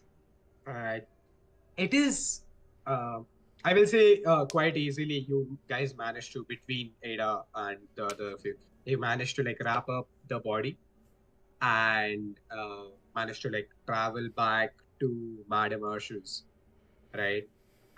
In the short hop through the tunnel that Ernie discovered for you. As you are traveling through the tunnel, the unicorn vanishes and Ernie sort of reaches out a hand. Like, no, but it dissipates in golden light. And he sort of like once again sort of huddles into himself, but looks at all of you around him. And once more, the smile returns. I'll ruffle his hair. Yeah, once more the smile returns and his ears, his big rat-like ears start glowing once more in this pinkish light. And it's like, all right, back through the tunnel, crawling we go. Not And again. DM, as I wanna buy this kid candies. So many candies that he can't finish. actually, as you're like crawling through like the thing again, right, Ada, as you're just beginning to land, he sidles up to you at this thing. You know what? You are a brat too. And he holds out his fist for you. I will do the fist bump. Right. Okay. Now follow me. Unless you want to go die again. No, Ah. no, good sir. Not again. No, I've done already enough of that for a week. Ernie nods and he leads you back through the tunnels. As he's like just about to exit back into the shots, into the shanty through where you had guys had entered this tunnel, he looks back to all of you, kind of serious and somber again, and says, "Could you please not tell other people about this tunnel? Absolutely It's not. my secret, and now Yes, it's your secret." thank you. Naturally, Ernie. It Brats, sounds good. brats. Okay. This. Okay. All right. Thank you. And from there on, he leads you back to Badabashu's. You enter back and you see, like in this little bit of time, they have put like a rope ladder down into the workshop, right? And you see Ernie just sort of like glides down the rope. Be careful. This child will be the death of me. He enters down and all of you follow behind him. Ada sort of shoulder carrying the carcass of the eelhound. Madam Arshu is carving runes onto the club as you enter, and as all of you enter, she kind of looks up to you. Did you find what I sent you for? Just the same way she threw the bottle at my face, I'm gonna throw it. Hold on. Ah, fuck. Do you throw the cops at her face? I throw it in a way so she doesn't actually get damaged, but she feels the pain. Awesome. You gain a heroic inspiration for that. Awesome callback. This dwarven old lady, she was like busy crawling, looks up, pattered with blood, and the body falls down, like sort of slathering her, and the mucus and everything that you guys have been dealing with for her covers her a little bit. Her hair gets all gross and shit, and it falls down. let me help you with that, madam. I do apologize for my compatriot. He's understandably a little stressed. That's what it feels like, bitch. Oh, being hurtful today. Let's calm down. Madam Arshu, I'll clean her up with prestidigitation.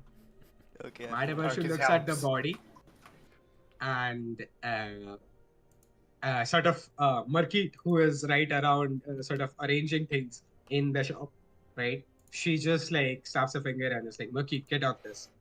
And he starts to, sort of siphon off the blood off of the body. He's like, we're supposed to do the harvesting at the river bank, Arshu. Now I'll have to clean all of this later on. She's like, shh. And she looks you directly in the eyes, Ada. And you see, for the first time, she genuinely smiles at you. You know what?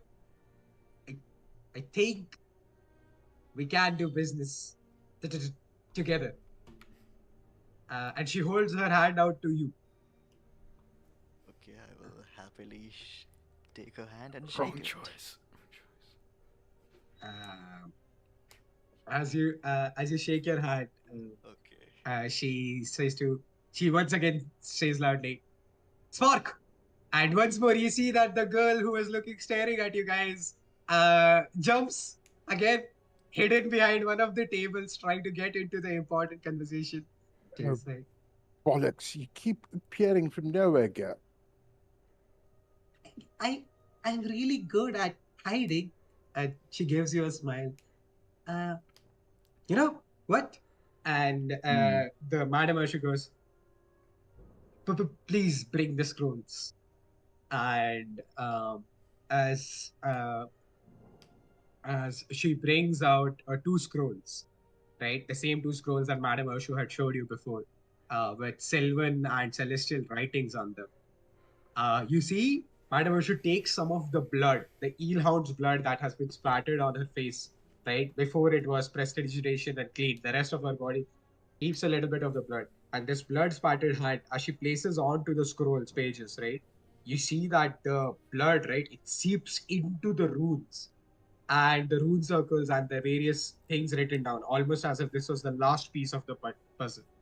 And as the blood seeps into it, the page itself becomes like a faint bluish color, the parchment, with almost like these green glowing letters on them. Well, sorry, I forgot. Well, this will help you fight more things underwater. These are two spell scrolls of water breathing. That Madam Arshu hands over to any of you that will take it, right? And at this point, Ernie sort of pipes up, and he's like, "No, no." And Arshu looks at him.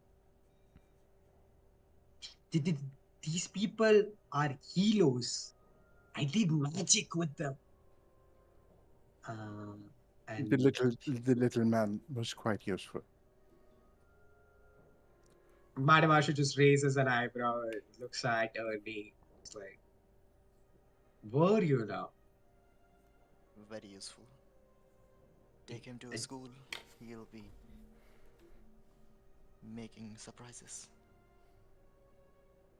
If only we could have education in this county. As Madam Arshu takes a deep breath, looks at Ernie, and there is a deep, profound sadness in her, as if the current system that does not promote education, that does not promote arcane understanding, this whole thing, right, is just like it. All of that weight, right, of years and years of like being ignored, educational reforms being not done, arcane studies being ignored. All of that sort of in this moment seem to like compress and fall down, right? But she takes a deep, steadying breath and she looks back at all of you and is like, well, as far as I am concerned, that boy's recommendations is all you ever needed. If you mean to Do you mean to say that if funds were not the question, you would send Ernie to school to get an education? If there was a school, if it was allowed, and you see as she's speaking in angry and angry tone, her stutter starts to vanish, and around her ears, like draconic scales start to appear. This old woman, right? If it was allowed, they just let me put my reforms. And she's like, but no. She takes a deep breath. It's all right. I'll start where I can. If you wouldn't mind, madam, I would like to contribute. He is a good lad, and I think I would like to support him in my own way. If you could give me assurance and your word of honor that these funds would go towards the betterment of the child, I would be willing to. Well, she would look to her purse. She has 81 gold. She's going to give 80 gold to Madam Ashu. Please use this for the betterment of Annie as a individual. Margit, the half elf, who has sort of been siphoning off the blood, right, from the body that you guys brought, and just sort of with mutterings of arcane enchantment, you understand the process, Arceus. He is sort of settling the blood into the roots, right? And this is where those whirlpool-like designs kick in. You understand that this weapon, right, it will do more damage because the blood burns on impact, right? The spittle, the mucus. Essentially, this will enchant the magic into, like, this is what will enchant the weapon as the blood is being seeped into the wood, right? And as Murkit is like slowly doing this, you see the club, right? The club is slowly like becoming darker and darker, right? With like these spots of blue light on it where the runes are. And then he just goes and says, "Oh, a nightclub!" And the slowly the magic takes place on it. There's this dark club with white spots on it. Um, Enchanted now, because of the arcane theory of Madame Urshu, the esoteric knowledge that you collected from Duska, the monster harvesting that was done by Merkit, and all the help that the little boy Urki gave you along the way. Um, as you see this thing about children, right? About whether or not this money is being put to good use. Merkit sort of smirks as if we are not going. Like he smirks, and this time there is no edge in his voice. It seems like he's genuinely like happy, but being sarcastic, as if she does not empty her coffers on these damn children every month, anyways. That's nice. Then, Mr. Alright. Market, the lady that you work for is aware that the true treasure that the future holds is the people that are yet to live it. And on that note, we shall end the session. 1 second. Before all of you head out, Uh, I will just make an important announcement. mhm. Because of this effort made by the members of the Gilded Hand, right here, Madame Urshu's crafting shop will indeed be open to the Gilded Hand. Bringing for the first time magic items and their crafting to the people. Arceus is Let's gonna go. make shit. Arceus is gonna make some crazy shit. I that is the end of the session. Let me make an announcement real quick. Yes. Arceus would add 20 gold, so to make it a rounder number for the. Yay! Oh, For nice! 100 gold. Fuck That was yeah. indeed a You fun guys are game. good people, damn. I'm gonna give 50. Mortal is going at it again. Doing crazy things. This dream experience. Was a bit stressful. But fun as well. Don't know who's gonna be listening to it. I hope you don't. But if you are, hey. Let's see if I can extract some cool things from it. Chill then. 07.